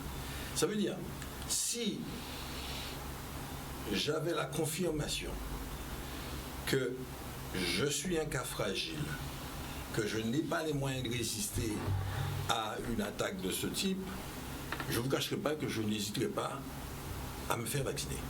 Parce que je pars du principe que j'utilise tous les moyens possibles et si ça marche, tant mieux. Mais je me ferai vacciner. Bon. Et c'est là ma question d'ailleurs, hein, parce que je ne sais pas encore ce que je ferai. Pour l'instant, je pense être... Je ne vais pas me précipiter parce que je pense tenir. Je pense que je pourrais tenir. Vous avez une santé de fer. Je pense que pour l'instant, je pense que la probabilité de l'avoir, bon, je pense que je prends quelques précautions, mais le risque existe toujours. Mais je pense par rapport à des gens que je connais qui l'ont eu, combien ils sont, etc. Je me dis, j'ai une chance de tenir. Je vais rapidement dire une chose. C'est très personnel, mais on en a déjà parlé. J'ai eu une opération qui était lourde, de cardio, où on a changé, on a mis une prothèse au niveau de la aorte ascendante. Bon, je suis sorti de l'hôpital d'une opération qui était très lourde, très complexe, mais imaginez que jusqu'à aujourd'hui, je ne souffre que de la main, ce qui n'a rien à voir avec le cœur. Et quand j'ai vu le professeur Latromu, à l'époque, j'ai la chance d'être opéré par le professeur Latromu qui est bon, il m'a dit, mais vous savez, c'est un accident de parcours, hein, on ne sait pas maîtriser ça. Et puis on ne sait pas, peut-être dans 1 an, dans 2 ans, dans 5 ans, peut-être que ça passera. Eh bien, j'ai été opéré en 2011. Ça n'avait rien à voir. J'ai été opéré pour le cœur, je suis avec une main, handicapée d'une main. Je n'écris plus. Et heureusement qu'il y a l'informatique, parce que dans mon métier, ça avait été très compliqué. Parce que là, je ne peux plus écrire. Donc, vous voyez, donc de ce fait, j'ai tout dit. Je suis content d'avoir été opéré quand même contre un rupture d'anévrisme. Dans 5 minutes, je serais mort. Donc quand même, ça m'a sauvé de ça. Il me l'a dit d'ailleurs. Il m'a dit, on a réussi le plus principal. Mais je peux vous garantir que j'ai souffert, mais alors là, de la main. Ah non, mais j'ai passé des mois à souffrir, mais quand même, les drogues ne servent à rien. Donc vous n'avez pas peur du Covid, c'est ça? Non, ce que je veux dire, je pars d'un principe. Toujours, si je n'ai pas besoin de quelque chose, je ne vais pas le chercher. Donc, je reviens sur ce que je disais. Je pense qu'aujourd'hui, il y a des gens à qui je dirais, faites-vous vacciner. Il y a d'autres à qui je dirais, moi, si on me pose la question, il y a des gens à qui je dirais, il vaut mieux que te faire vacciner. Je pense qu'il y en a à qui je dirais, te presse pas pour l'instant. Voilà comment je raisonne moi. Mais sur quel critère? Mais sur le critère de combien la personne, quelle est sa capacité. Moi j'ai reçu le truc de la grippe, j'ai pas été me faire vacciner de la grippe. Je l'ai reçu parce que j'ai plus de 60 ans, j'ai reçu le truc de la grippe, il est dans mon sac, et je ne l'ai jamais pris. Et j'ai un copain qui est pharmacien, il me dit, ah oui, tu m'emmerdes, passe à la pharmacie, je te ferai ça. Mais je suis jamais allé. Parce que je ne pense pas que la grippe va me poser un problème sérieux. Peut-être que je peux avoir tort demain quand j'ai une grippe materassée, mais pour l'instant, c'est mon sentiment. Oui. Alors, ce que dit nous avons des appels. Ce qu'a dit ma voisine de droite et ce que dit le voisin de gauche, c'est au bout du compte, je vois pas le risque. C'est-à-dire que je vois pas l'intérêt parce que pour moi, j'ai pas vu de malade et je suis pas tombé malade. Ah, tu t'as dit ça? Si. Ah non. Si. Ah, je suis désolée. J'ai mal compris alors. Ah oui, alors c'est mal compris. C'est pas question de risque. Je dis que moi, je ne serai pas la première parce que j'ai trop entendu de choses, j'ai trop lu de choses. Et pour le moment, je n'ai pas l'intention de le faire, mais que je sais qu'un jour ou l'autre, ça deviendra obligatoire. Parmi le contournement. Il y avait le paradoxe, qui peut être considéré comme un vrai paradoxe. Entre guillemets, on fait venir, comment on a dit, 40 000 oui, je dis en même temps, on dit qu'on nous protège. Et en même temps, on met 40 000 touristes dans un si petit pays dans très peu de temps. Je ne sais pas si on peut malaxer tout ça et en faire une synthèse compréhensible pour tout à chacun. Je ne crois pas, moi. Mais en tout cas, pour revenir... Docteur, là, vous mettez en doute mon intellect. Ah non, pas du tout. Non, attendez, docteur, vous avez vu que je suis très courtoise. Oui, je vous demande la même courtoisie. Oui, je dis simplement que les arguments sont... Oui, un peu. Moi, je dis non. C'est mon droit de penser qu'on n'a pas protégé les gens pendant 15 jours. Voilà. Mais pour reprendre des chiffres un peu ronds, il y a 400 000 habitants dans l'île. Il y a eu, je regarde Bruno, si c'est ça mieux que moi, 400 cas hospitalisés. Plus. Enfin, si on prend la deuxième vague. La deuxième vague, 800. 800, bon, ça fait 2 pour 1000. 2 pour 1000 hospitalisés. La probabilité que dans votre entourage, il y ait un patient qui ait vécu le Covid de telle manière qu'il ait été hospitalisé est assez faible, en fait. Oui, et donc le risque sanitaire, vous le connaissez, parce que je ne les avais pas vus, ces patients-là. Combien sont passés en réanimation? 300, plus de 300. Voilà. Et puis depuis le début de l'épidémie. Voilà. Et puis le nombre de décès 167. Voilà. Donc c'est effectivement, c'est au bout du compte un risque pour vous individuellement relativement faible, voire illisible, invisible. Mais à l'échelle de la population, ça compte. Ça compte en termes non pas que de mortalité, mais ça compte en termes de morbidité, c'est-à-dire d'être hospitalisé, de perdre l'autonomie. Ça a été beaucoup dit par ailleurs, perte du goût, perte de l'odorat, une altération de l'état général importante, une perte d'autonomie, une dégradation de la fonction respiratoire, de la fonction cardiaque, enfin tout ça compte. Mais comme tous ces patients qui ont été hospitalisés, vous ne les avez pas vus, vous avez l'impression que le vaccin n'est pour rien en fait. Non, je pense que quand on regarde les chiffres... moi, c'est pas ce que je dis. Vous avez dit je, mais il n'y a pas que le je, il y a aussi le nous, vous l'avez évoqué, il y a un peu d'altruisme dans la vaccination, et je pense qu'à un moment, il faut se dire que... moi, j'ai passé 50 ans, même plus, mais j'ai pas de comorbidité, la malchance que j'ai évolué pas bien avec le Covid est très très faible. Mais par contre, je peux très bien contaminer, et on l'a vu, on l'a malheureusement beaucoup vu, mon oncle, ma mère, mon père, et c'est eux qui payent le prix. Donc oui, il y a fondamentalement la vaccination contre la grippe et contre le Covid aussi, une part d'altruisme qu'il faut accepter. Et on ne se vaccine pas que pour soi, on se vaccine aussi pour nos parents, nos oncles et nos tantes.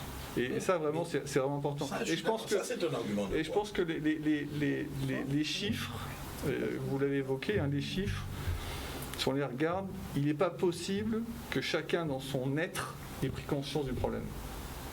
C'est pas possible. Et donc, effectivement, ou vous ne croyez pas ces chiffres-là, et puis tout ça n'est que parole et c'est du vent, ou ça vous parle, ou vous dites, quand même, il s'est passé quelque chose.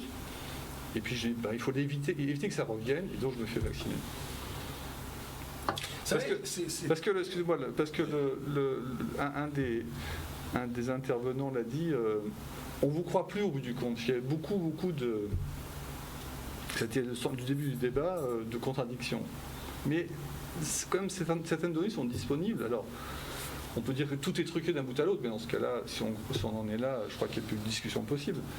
Et c'est vrai que les spécialistes interviewés ont commencé à parler du vaccin avant que les données soient publiées. C'est un peu dommage. Maintenant, elles sont publiées, il suffit d'aller les voir. Donc, comme je le disais, si on ne comprend pas l'anglais ou l'anglais médical, on se le fait expliquer. Mais les choses sont vraiment claires, en fait. Et je pense qu'on peut les répéter parce que les différences sont très importantes. Le vaccin est efficace. Oui, il y a des effets secondaires, mais ils sont mineurs au regard du bénéfice. Voilà. Oui, nous récupérons un appel et puis arrivent les réactions. Allô? Et puis, j'arrive. Oui, bonsoir madame. Oui, bonsoir madame. Je disais, l'autre fois, je devais partir. J'appelle de la Guyane. D'accord. J'ai été pour prendre un vaccin, mais c'était pour la fièvre jaune, puisqu'il faut avoir la carte quand on... Nous avons perdu malheureusement ce téléspectateur. Alors, est-ce que cette dame est encore en ligne? On va essayer de la retrouver.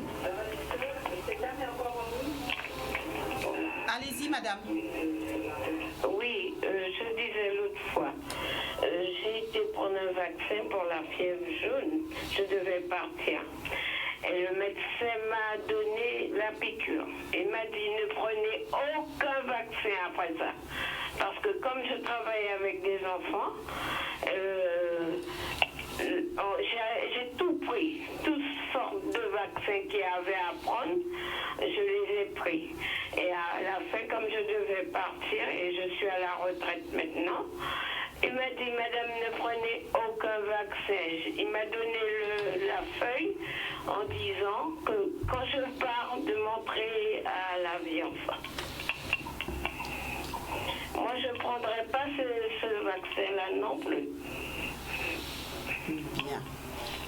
Bien, merci madame. Alors, c'est vrai que la question de la vaccination aussi, en général, fait débat. Alors, Bruno Jarret, je voulais réagir par rapport à tout ce qui a été dit.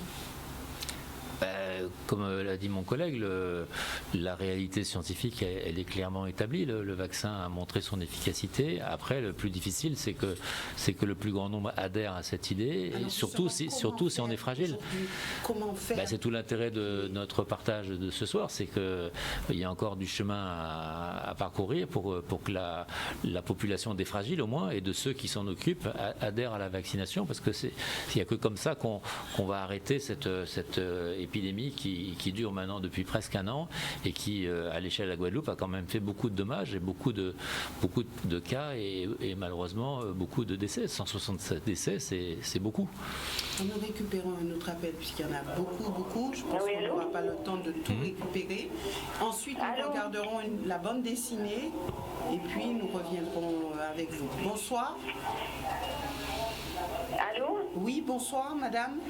Oui, bonsoir. Bonsoir à tous ceux qui sont présents sur le plateau. Je voudrais rebondir sur ce que madame Chevry a dit. Et son voisin de gauche a été un petit peu surpris, n'a pas très bien compris ce qu'elle expliquait. Pourtant, elle s'est expliquée un peu plus clairement. Alors, je vais reprendre, parce que moi, je partage tout à fait la pensée de cette dame. On nous fait croire qu'on prend en considération notre santé, notre bien-être aux Antilles, et on nous envoie dans le même temps des milliers de touristes, dont la plupart, il faut le voir quand même, sur le Gosier, sur Saint-François, sur des haies, qui se baladent dans les rues sans porter de masque, qui disent qu'ils n'en ont rien à foutre du masque. C'est exactement comme ça qu'ils s'expriment. Donc, on nous parle de vaccins. On a entendu tout et son contraire depuis qu'il y a cette pandémie de Covid-19. On a tout entendu.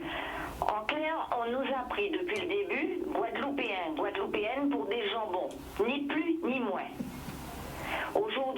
inonde avec des touristes et on nous parle de vaccins.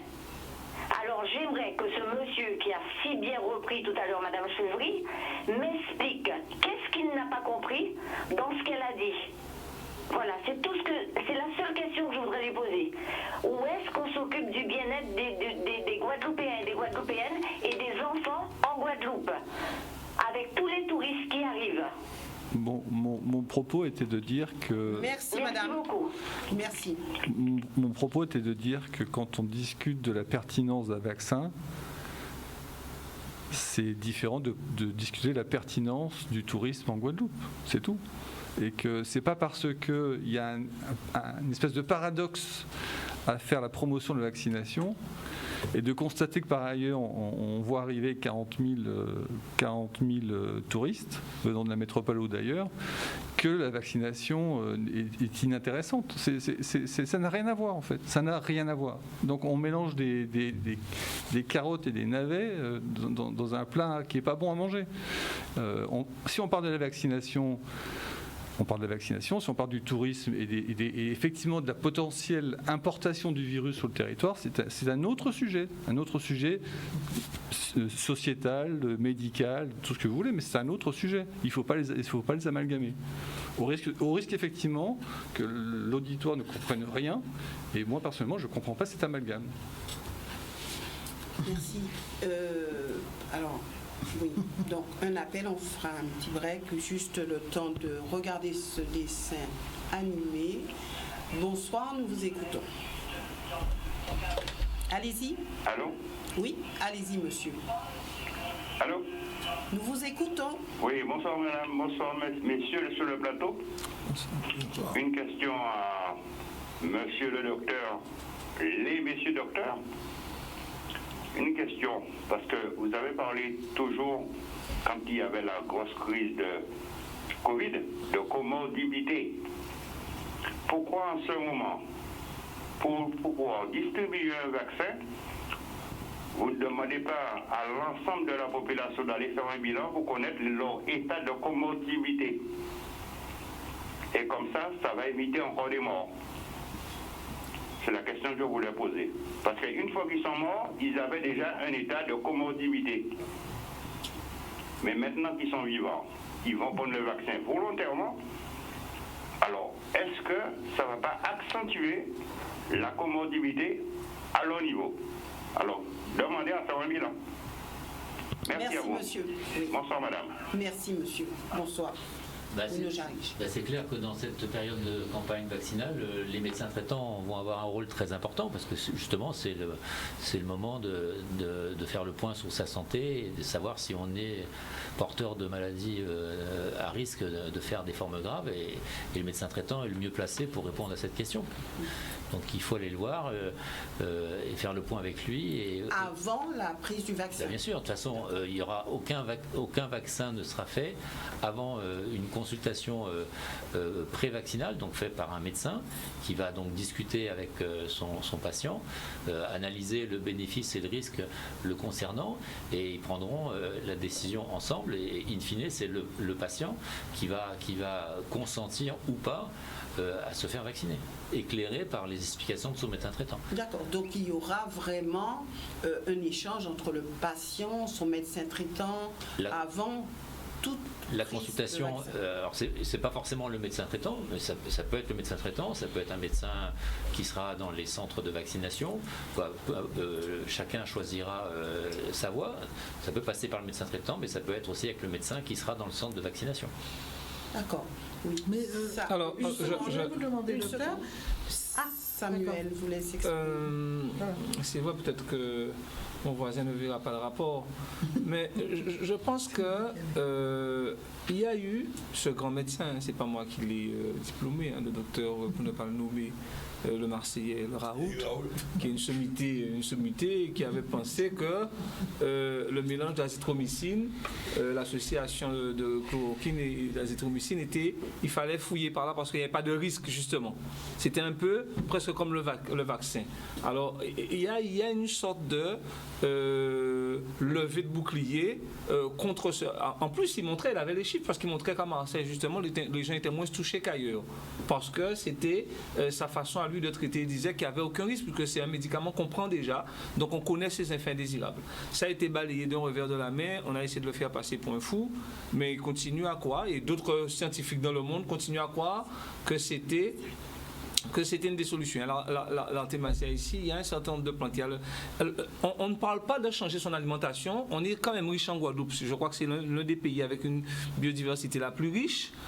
On ne parle pas de changement, j'ai envie de dire, d'hygiène de vie.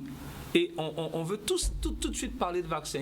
Pour moi, il y avait d'autres pistes à fouiller, justement, d'autres solutions à trouver pour que les gens aient presque le choix de se dire, bon voilà, on va faire un régime alimentaire différent, on va essayer de consommer plus de zinc, on va essayer de prendre des plantes qui peut-être préparent l'organisme à être, parce que c'est ça que quelque part, c'est un vaccin qui a un rôle de quelque part doper les défenses immunitaires. Et il y a des plantes qui servent à la même chose. Donc pourquoi déjà passer, si on n'a pas de comorbidité, parce que si on a des comorbidités comme dit Harry, moi si je suis malade, je suis prêt à faire n'importe quoi, vous me dites de manger un cafard, je le mange, il faut que je sois guéri en mangeant le cafard. Mais oui, non mais c'est vrai, que les personnes qui soient pour les protéines. Voilà, pour les protéines. Donc je pense qu'on a aussi voulu aller trop vite et on n'a pas donné le choix. On est dans un pays où les gens sont très attachés aux plantes, très attachés à cette médecine douce, justement, par rapport à la médecine chimique. Donc les gens sont très attachés à ça. Donc je pense qu'il fallait aussi, on n'a pas beaucoup entendu aussi nos scientifiques guadeloupéens. Là aussi, il y a une sorte de vacances des propos. On n'a pas beaucoup entendu nos médecins dire ce qu'ils nous conseillaient sur ça. Il y a des gens qui ont fait des recherches ici, comme le docteur Henri Joseph et tout ça, pour nommer que celui-là. Mais en fait, je pense qu'on aurait dû aussi, ça aurait dû être une des pistes pour effectivement donner une alternative à ce vaccin-là. Et voilà. Pour moi, ce serait une proposition peut-être tardive, mais on pourrait regarder vers par là. D'accord. Bruno Jarige, alors nous avons... Oui, c'est-à-dire que je voulais juste lui poser une question. Qu'est-ce que vous pensez justement de ce qu'on dit la grande... actuellement en France, on dit qu'il y a une lenteur administrative qui bloquerait en fait aussi le fait que la vaccination et en France prend du retard.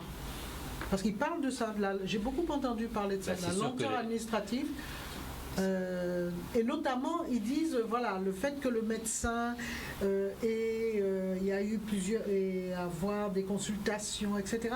Enfin, il y a tout un débat autour de ça. J'aimerais avoir votre avis. Non, mais c'est sûr que les premières versions des protocoles de mise en place de la vaccination étaient peut-être un peu trop lourds.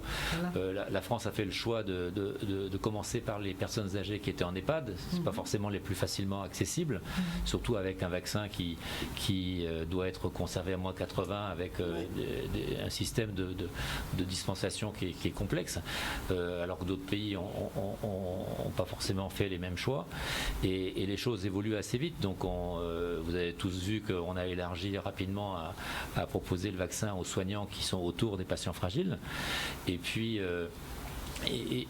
la consultation pré-vaccinale qui devait être faite 5 jours avant avec un délai de rétractation qui soit de 4 jours possible, tout ça est en train de se simplifier et si la consultation médicale est faite et que le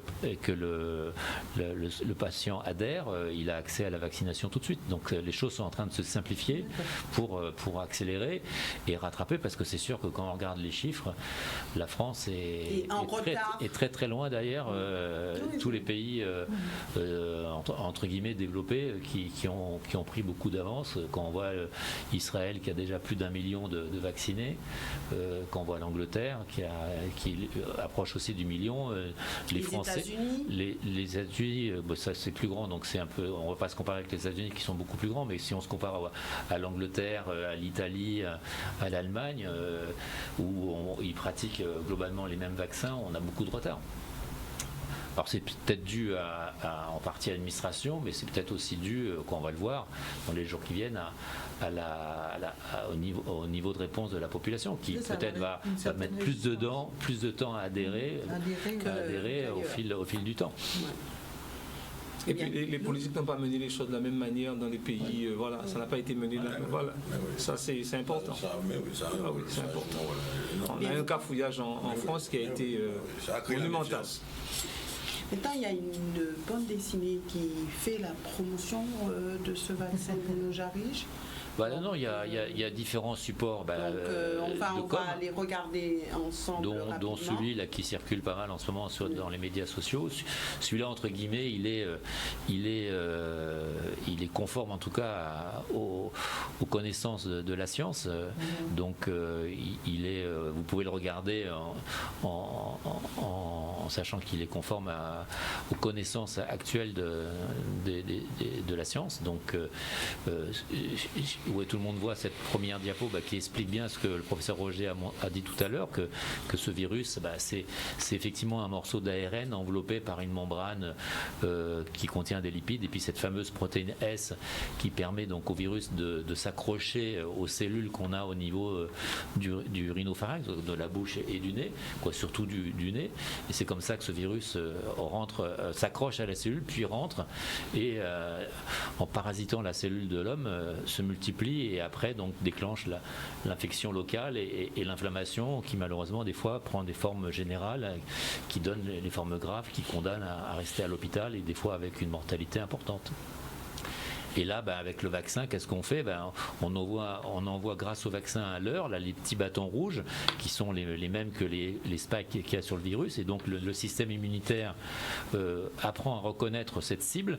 Et si le virus se présente, le système immunitaire réagit tout de suite parce qu'il a déjà appris à repérer cet intrus et il le détruit tout de suite. Alors que la première fois où on croise le virus, le vrai, dans certains cas, le virus il a le temps de s'installer, de se multiplier, de faire l'infection et voire l'inflammation. Voilà.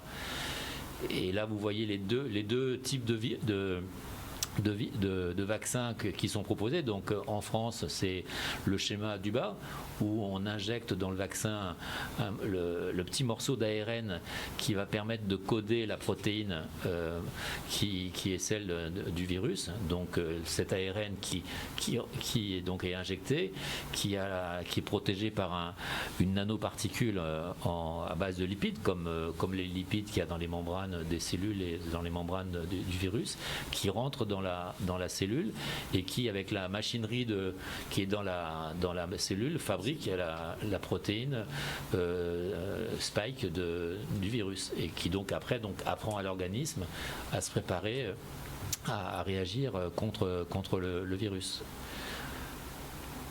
Voilà, ça c'est de manière humoristique d'expliquer pourquoi ça va vite. Ça va vite, comme on l'a dit tout à l'heure, parce que la science a fait beaucoup de progrès, que les techniques génomiques ont explosé et que sur cette pandémie qui touche le monde entier, il y a eu la science qui a beaucoup progressé, beaucoup de moyens qui ont été investis parce que le monde entier a envie de s'en débarrasser et que là, des nations qui ne se parlent pas se sont parlé. Les Chinois ont parlé aux Russes, qui ont parlé aux Américains, qui ont parlé aux Européens. Tout le monde a partagé les informations sur le génome. Tout le monde s'est mis ensemble pour fabriquer très très vite ce vaccin. C'est sûr que lutter contre le paludisme motive moins les pays modernes, les pays riches. Voilà donc une bande dessinée. Alors est-ce qu'on peut dire que tout un chacun peut avoir accès cette bande dessinée, elle circule dans les médias sociaux. Oui. Elle est on peut elle va circuler en Guadeloupe comme dans toute la francophonie puisque elle est faite pour ça. Là, vous voyez sur cette diapo, ça relativise ce qu'on disait. Alors tout à l'heure, le collègue parlait des avions. On peut aussi comparer le risque d'avoir un effet secondaire au vaccin qui est de 1 pour 100 000 au risque de prendre sa voiture le matin pour aller travailler ou pour aller à la plage. Il n'y a pas photo. Donc, et la diapo suivante montre bien la balance voilà la balance qu'il y a entre les risques générés par le virus versus le risque généré par le virus. Il n'y a pas photo. Entre 1 sur 100 000 et 4 000 sur 100 000, c'est des chiffres qui montrent que le bénéfice est largement supérieur au risque. D'accord. Alors maintenant, pour s'approcher de la fin de cette émission, nous devrons... Oui ? Oui, je voudrais faire quelques commentaires par rapport à ce qu'a dit le professeur. Vous voyez, l'inconvénient du principe médiatique. Je vais vous démontrer comment on peut être aberrant dans ce qu'on dit, dans ce qu'on peut faire. Je vais m'expliquer, c'est pas une... Vous voyez, moi j'ai dit, je pense pas être fragile, je pense pas avoir de comorbidité, donc, pour l'instant, je suis pas pressé à le faire. Alors, vous avez dit, je dis je. Donc, alors qu'il faut protéger les autres. Mais justement, la logique, et croyez-moi, ça fait un moment que je pense à ce problème-là. Parce que depuis qu'on a lancé, bon, j'essaie de comprendre, de suivre, mais on a dit, ce qui me semblait être censé, nous allons commencer par, avec les moyens qu'on a, les vaccins qu'on a, on va commencer par protéger les anciens. On va donner à ceux qui sont fragiles, qui n'ont pas beaucoup de défense. Ensuite, on va donner à ceux qui les soignent. Et ensuite, on donnera à ceux qui ont la capacité de résister. Et vous voyez, ce qui est dramatique, c'est que le débat est parti sur tout le monde. Et nous créons la panique et nous créons une situation anormale. Parce qu'on n'a pas les moyens de vacciner tout le monde. Donc aujourd'hui, il ne devrait pas y avoir ce type de problème. Le principe aujourd'hui, et je suis d'accord avec l'idée de départ, protégeons ceux qui sont fragiles, ceux qui n'ont pas les moyens de résister, etc. Quand on aura réglé ce problème-là, à ce moment-là, on s'intéresse à ceux qui ont la capacité. La probabilité qu'un jeune de 30 ans meure, je ne dis pas qu'il est nul, mais il est beaucoup plus faible que celui de 60 et plus. Bon, et c'est vrai que moi j'ai plus de 60 ans, c'est une question que je veux dire, en plus j'étais opéré. Moi je sais que c'est un débat que j'ai avec mon épouse qui est médecin. Elle me dit, n'oublie pas que tu as été opéré, c'est délicat. Je dis, est-ce que ce que j'ai fait comme opération me donne des fragilités? Parce que sinon, en dehors de ça, j'ai quand même une bonne consistance. Parce que c'est la première chose que les médecins avaient dit quand j'ai fait mon opération. Ils m'ont dit, vous êtes un athlète. Par rapport à ce que j'ai eu à faire comme en rééducation, etc. Ils m'ont dit, vous êtes un athlète. Bon, c'est un avantage, tant mieux. Mais est-ce que ça me met à l'abri ou pas? Ben, c'était la question. Et je ne vous cacherai pas que c'est une question avec elle m'a répondu. Mais bon, c'est mon épouse, donc elle a dit fais gaffe. Et mon épouse elle a dit fais gaffe. Il faut protéger. Mais moi, aujourd'hui, je me dis, est-ce que je dois me précipiter? Parce que, on va être clair, je sais que je suis fragile. Je ne vous cacherai pas que je sais que je suis fragile, il n'y a pas suffisamment de vaccins ici, mais j'ai les moyens, je prends un billet d'avion, je vais l'acheter ailleurs. Parce que pour me protéger, justement parce que vous dites, ce que je veux dire, je ne vais pas essayer de le prendre. Il n'y a pas beaucoup, je ne vais pas chercher des moyens détournés pour l'avoir. J'irai là où il en a et je peux à ce moment-là me le payer, je vais le chercher. Parce que, comprenez bien ce que je veux dire. Mais je considère que la priorité aujourd'hui, j'étais d'accord avec ce schéma-là, nous protégeons d'abord les vieux, les fragiles, ceux qui ont de la commodité, etc. Et justement, le premier mort que j'ai connu, on a déjeuné ensemble 3 fois dans la semaine. Et il a eu le Covid et il est mort la semaine d'après. Je ne vous cacherai pas que ça m'a fait un choc sérieux. C'est un bon ami, on déjeune ensemble, et je peux vous dire que ça a fait un choc vraiment sérieux. Bon. Mais la question, alors évidemment, il avait quelques problèmes de santé. Bon. Il y a d'autres qui l'ont eu, qui n'ont pas eu de conséquences graves. Mais croyez-moi, ça rend vigilant. Ça rend très vigilant. Et là, arrive, vous ne prendrez pas, vous ne vous précipitez pas. Mais pour l'instant, je ne vais pas me précipiter, mais si je le prends, je le prends à quelqu'un d'autre. À la rigueur, déjà, si je le prends à quelqu'un d'autre. Moi, je considère que quelqu'un qui est fragile, la probabilité, pour moi, nous sommes dans des questions de risque. Si j'ai des risques de mourir de certain nombre de choses, je sais que ce Covid-là, ce virus-là, je ne tiendrai pas. À ce moment-là, je le prends. Ah non, mais suivant ce qu'on a, quand les gens sont déjà en commodité, ils savent que c'est fragile. À ce moment-là, ils le prennent. Il n'y a même pas de discussion. On le prend. Parce que c'est une façon de se protéger. Pour moi, c'est là qu'il faut bien faire la différence. Oui. Je voudrais juste préciser une chose. D'abord, un calendrier vaccinal ou une politique vaccinale, sans vouloir en rajouter, c'est un phénomène complexe. quand on analyse le nombre de facteurs qu'il faut prendre en compte pour dessiner une politique vaccinale efficace, on devient plus modeste. Je ne dis pas ça pour nous, mais simplement la politique vaccinale, c'est quelque chose de pas simple. Il faut prendre en compte l'infection, les objectifs bien sûr, de réduction de la morbidité, de la mortalité, la technologie, enfin bon, le coût. Donc tout ça est complexe et ça ne se décide pas très facilement en peu de temps. Mais par contre, là où je voulais intervenir, c'est cette notion de risque. Je disais dans une discussion il y a peu de temps, enfin c'était cet après-midi, dans un travail publié par les Danois, ils ont publié l'ensemble des cas du Danemark. Et ils montrent très bien ce qui est connu, mais ils montrent très très bien que plus on avance dans l'âge et plus on a des maladies associées, plus ça va mal.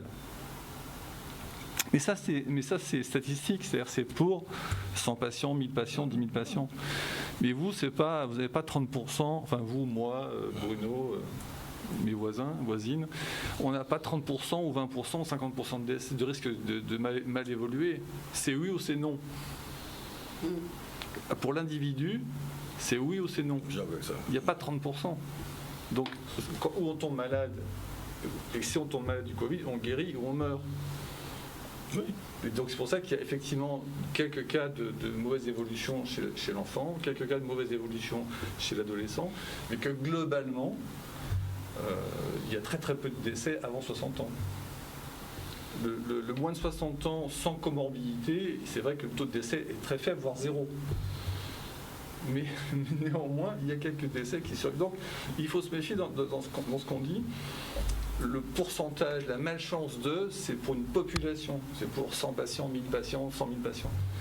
Bruno le disait, en Guadeloupe, c'est 800 hospitalisés. La deuxième vague, c'est 800 hospitalisés pour une population de 400 000. Bon, on comprend ça, mais vous, c'est où, c'est non. Vous voyez ce que je veux dire ? C'est très différent. Ah non, mais ça, je suis tout à fait d'accord.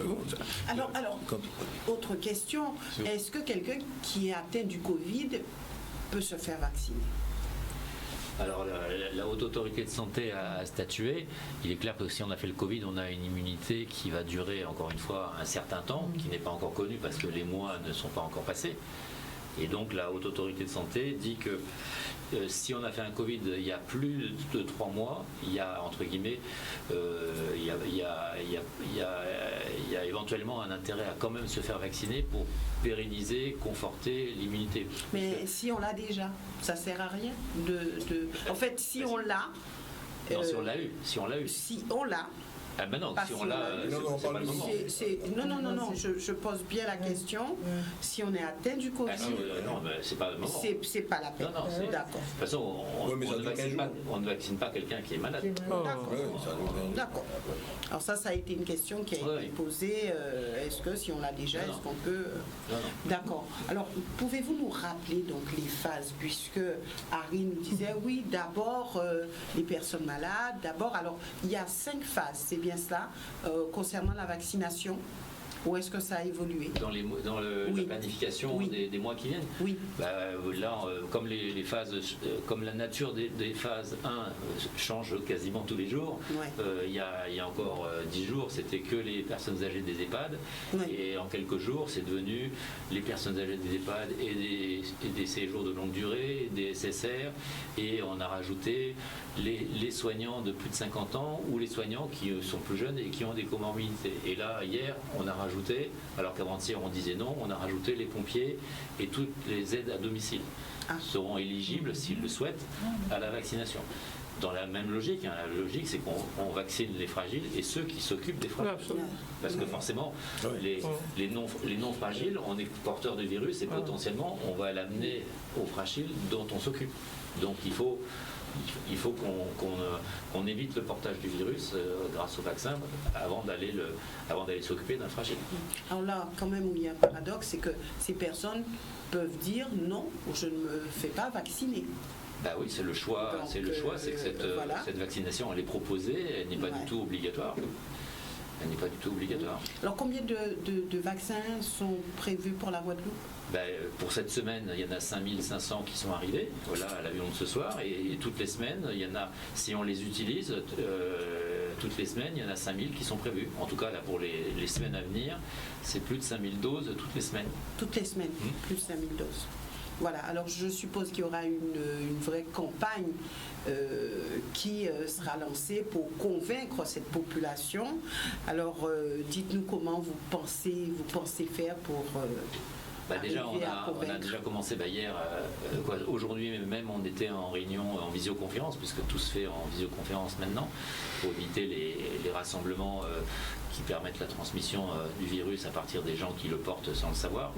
Donc on a travaillé avec les EHPAD, donc avec les directeurs d'EHPAD, avec les médecins coordonnateurs des EHPAD, avec les infirmières coordonnatrices, avec les médecins libéraux qui travaillent dans les EHPAD, avec les pharmaciens et libéraux qui interviennent dans les EHPAD, pour justement bien organiser la prise en charge des résidents, donc qui passe par la consultation prévaccinale, la discussion, l'information pour qu'ils consentent ou pas à se faire vacciner. Si la personne âgée a des problèmes de démence, comment on gère le consentement des proches, des tuteurs, des gens qui s'occupent de ces personnes qui ne sont plus capables d'exprimer leur consentement.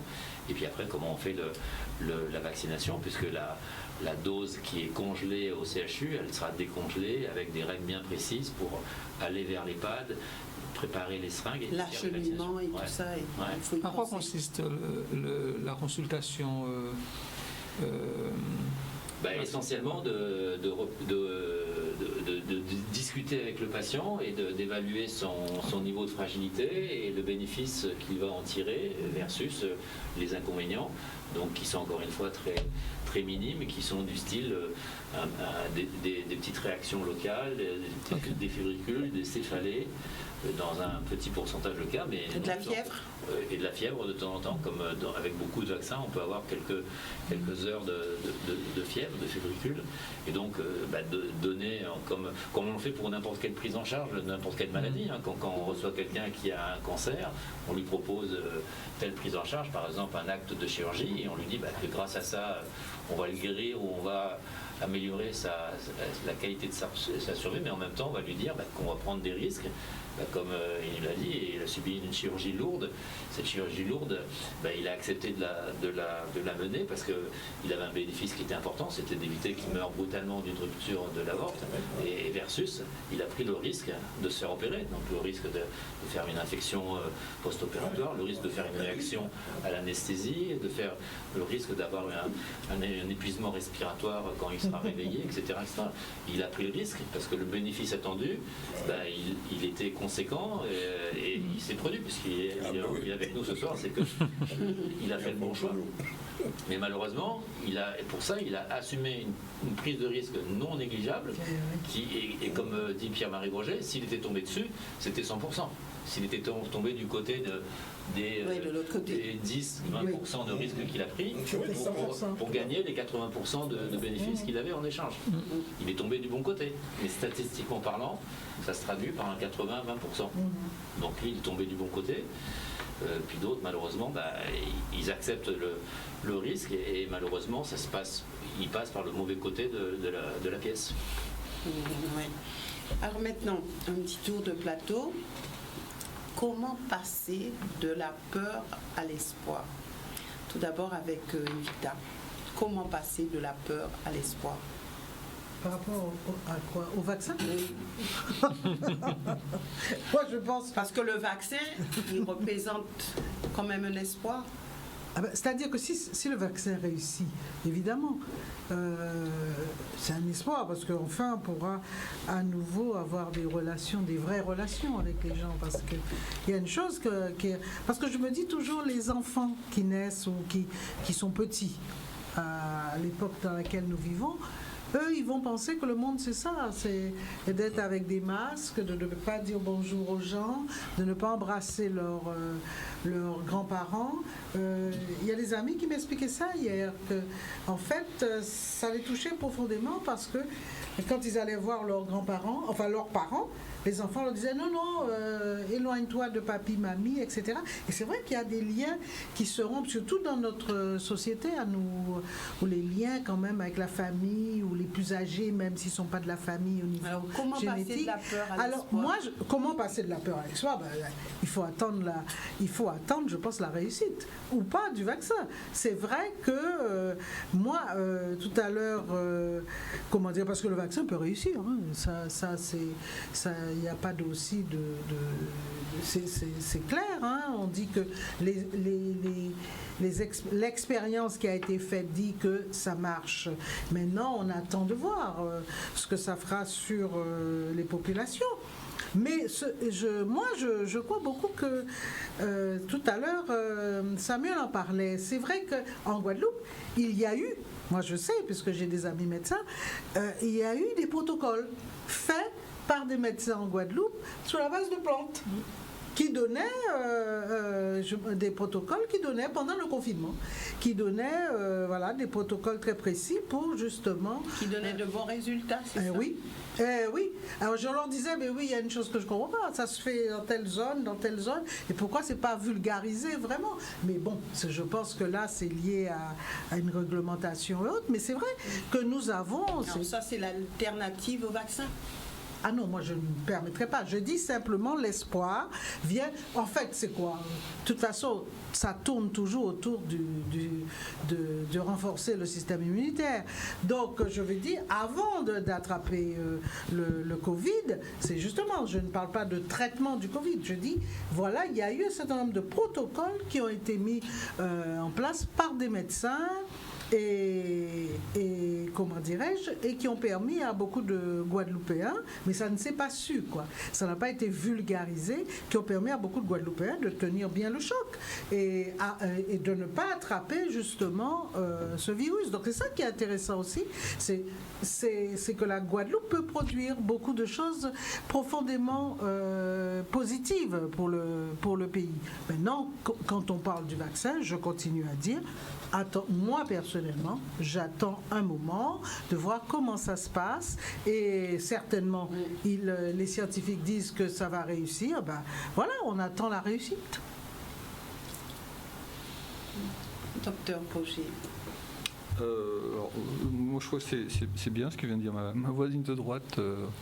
On peut effectivement, entre guillemets, attendre que les premiers résultats favorables sortent à grande échelle et s'apercevoir que la courbe épidémique aux États-Unis ou en Angleterre est cassée par cette courbe épidémique est cassée par la vaccination.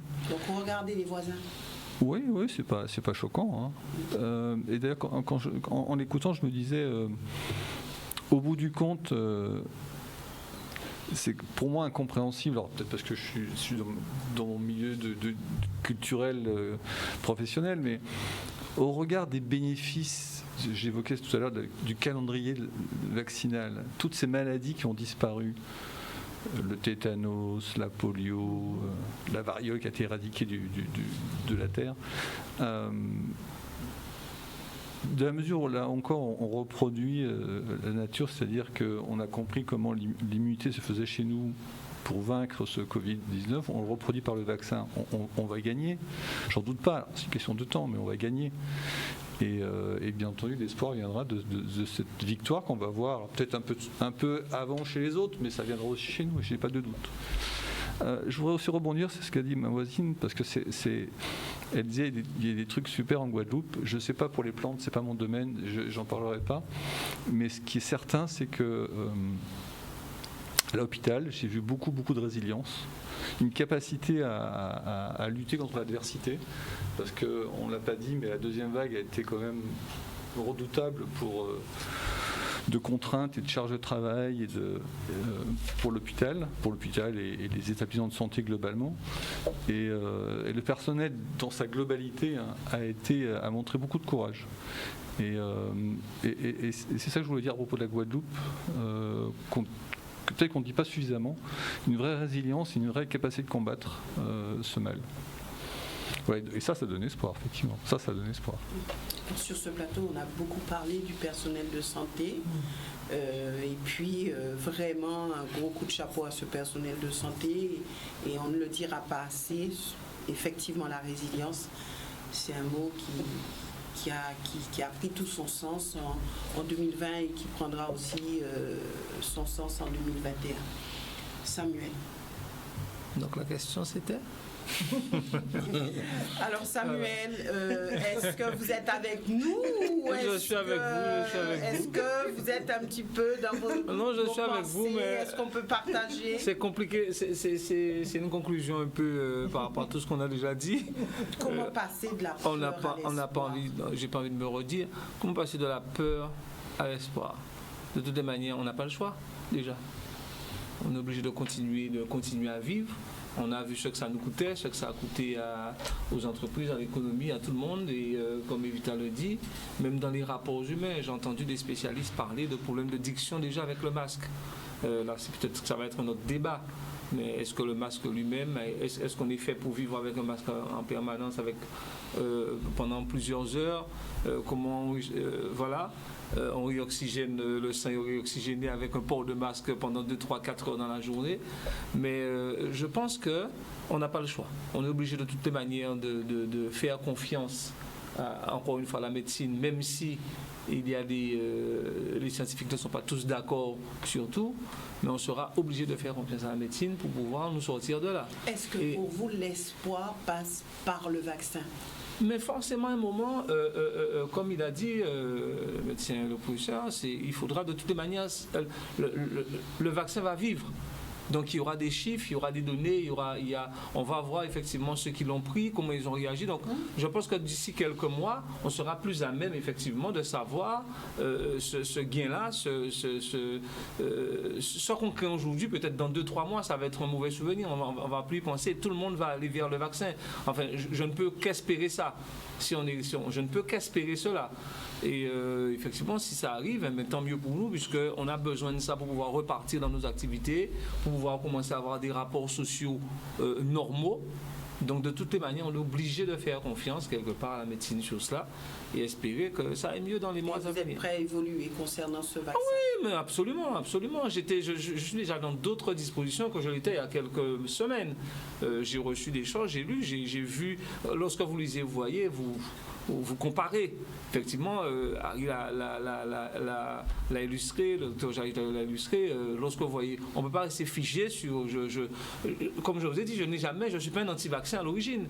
Je me suis posé des questions, sauf sur. C'est plus la gestion de cette pandémie-là qui a fait qu'on s'est posé des questions, mais je ne suis pas un anti-vaccin. Donc je pense qu'après, forcément, je ne fais pas partie des premiers, sûrement, mais en tous les cas, je ne serai pas contre le vaccin dans quelques mois.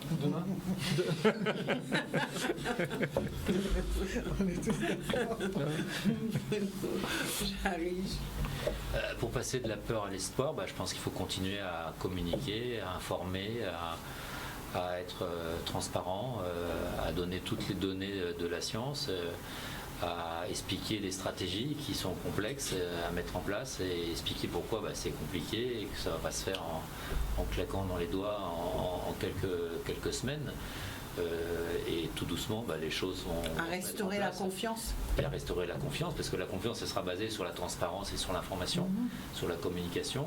Et tout doucement, surtout quand on va regarder les pays qui vont plus vite que nous, si ça casse plus efficacement chez eux l'épidémie que chez nous, ce sera des arguments en plus pour progressivement adhérer à cette vaccination, qui est la seule solution pour monter le niveau de l'immunité collective. Parce qu'encore, on le sait depuis des décennies, on sait très bien qu'une maladie infectieuse, elle ne s'arrête que quand une grande partie de la population est devenue immune envers cette maladie. Actuellement, y compris chez les soignants, il y a moins de 10% de séropositifs sur le Covid. Avec entre 5 et 10% de séropositivité, la maladie, elle va continuer. Voilà, elle va continuer. Et j'en profite pour remercier la population guadeloupéenne, parce que si la deuxième vague s'est arrêtée, c'est grâce bien sûr à l'investissement des soignants qui ont pris en charge les malades, mais c'est aussi grâce à la population qui a rectifié le tir et qui s'est approprié les bonnes pratiques, les bons comportements, et qui, avec l'effort collectif de toute la population, cette deuxième vague s'est arrêtée progressivement. Et on ne peut pas parler de troisième vague? On n'en parlera pas? On n'en parlera pas parce qu'elle n'est pas encore là. J'espère qu'on ne l'aura pas grâce à la poursuite des bonnes pratiques sur le masque, l'hygiène. Je vous rappelle que la Guadeloupe, on a cassé la deuxième vague sans confinement et sans couvre-feu. Ce qui prouve bien que si on a des bons comportements collectivement, on peut arrêter, on peut limiter la diffusion du virus. Mais pour l'arrêter, il n'y a que le vaccin qui va nous permettre de monter le niveau d'immunité collective. D'accord. Harry. Mais, vous savez, moi, depuis le début de cette affaire-là, pour moi, la solution était qu'on trouve quelque chose, un vaccin, pour l'arrêter. Parce que je ne pensais pas que ça allait s'arrêter tout seul. Pour moi, c'était une évidence. D'ailleurs, le débat vaccin, je trouve ça assez bizarre parce que j'ai été surpris la première fois où j'ai écouté sur une chaîne nationale qu'on interroge des gens et qu'ils avaient peur des vaccins ou ils n'avaient pas confiance dans les vaccins. Parce que moi, je ne savais pas que ça existait. Pour moi, un vaccin, c'est un truc médical. Et je pense que s'il est pratiqué, c'est que quelque part, on a constaté que ça fait plus de bien que de mal. Je dirais, c'est toujours le débat statistique. Ça fait plus de bien que de mal. Je dis toujours, s'il y a un seul criminel et c'est moi qui le tue, eh bien, il y a un paquet de criminels. Parce qu'il a tué moi. C'est la règle du jeu. Mais il n'empêche que... Bon, enfin, donc aujourd'hui, il est évident que l'espoir, du fait qu'on commence à trouver des vaccins, l'espoir est réel. Le doute aujourd'hui, avec tout ce qu'on a dit et tout son contraire, alors, beaucoup de gens doutent de l'efficacité. On va vacciner les gens, on va en plus vacciner les plus fragiles les comorbidités, tout ce qu'on veut. Au fur et à mesure, il y aura des résultats ailleurs et ici. Il y aura des résultats partout où on fait les tests. Au fur et à mesure, on va pouvoir sortir des courbes. Moi, j'aime bien les courbes. Les courbes qui montreront les résultats de ces actions de vaccin. Bon. Et au fur et à mesure, je pense qu'au fur et à mesure, tout un chacun ira se faire vacciner. Parce que ce sera une suite logique, et d'ailleurs on ne parlera même plus, il n'y aura même plus de doute. Mais ça ira très vite en définitive. On panique aujourd'hui, mais je suis sûr que dans 3 mois, quand on ne parlera plus de ça, tout le monde va se faire vacciner naturellement, parce qu'on aura déjà eu tellement de résultats un peu partout, on aura vu les chiffres, et c'est pas parce qu'il y aura eu ou on dira qu'il y a eu un effet secondaire sous quelqu'un. La presse, là aussi, on sait faire ça. Il va y avoir un effet secondaire à 10 000 km, et c'est le seul, on en parlera beaucoup. Mais il faut savoir que c'est comme ça que ça marche. Mais ce n'est pas l'élément. Pour moi, aujourd'hui, le fait que les vaccins sortent, l'espoir, à mon avis, est lancé. De toute façon, aujourd'hui, lancé. J'aurais été plus inquiet si jusqu'à présent, il n'y avait pas de vaccin. Si on n'avait encore rien trouvé, là, je serais très inquiet. Parce que le temps qu'on arrive à se cueillir 60 à 70% de gens qui soient immunisés uniquement parce qu'ils ont été contaminés, à l'allure où ça va, on serait là pour longtemps. Et à mon avis, là, je parlais économie, à mon avis, beaucoup de choses seraient à terre. Là, ce serait vraiment un renouvellement de beaucoup de choses. Donc ça accélère et ça va permettre, à mon avis, d'éviter la casse. Moi, je pars d'un principe, c'est beau dire comment j'ai un certain optimisme. Moi, j'ai dit, à partir du second semestre, je pense que la vie va commencer à prendre. Du second semestre. Oui, je pense que les 6 premiers mois-là, bon, je ne vois pas trop. Mais un second semestre, je pense que la vie va reprendre. Que la vie va reprendre, les choses reprendront. 2021, l'année de l'espoir. Ah, je pense que oui, pour moi, à partir de juillet, on va entrer dans quelque chose de différent. Pour moi, j'en suis assez convaincu. Ça, c'est mon point de vue. Alors, je compte sur vous, pour nous faire savoir comment les choses se passent de cette campagne de vaccination, les retombées, en tout cas, ce regard transparent est nécessaire et que nous puissions vous suivre aussi à ce niveau-là et que la population soit informée. Peut-être qu'ainsi, la peur disparaîtra. En tout cas, merci à tous d'être venus sur ce plateau. Je sais que vous avez été nombreux à nous appeler. Malheureusement, vous connaissez le format de cette émission. Nous n'avons pas pu prendre plus d'appels, mais vous aurez l'occasion de le faire dans 2 semaines, puisque mardi prochain, nous aurons le préfet de Guadeloupe sur ce plateau, qui lui aussi viendra pour faire un petit bilan de l'année 2020. Et il aura aussi à vous répondre à vos questions. Donc, une émission à ne pas rater. Puis nous nous retrouverons pour que les choses soient dites d'ici 2 semaines. Excellente soirée à tous.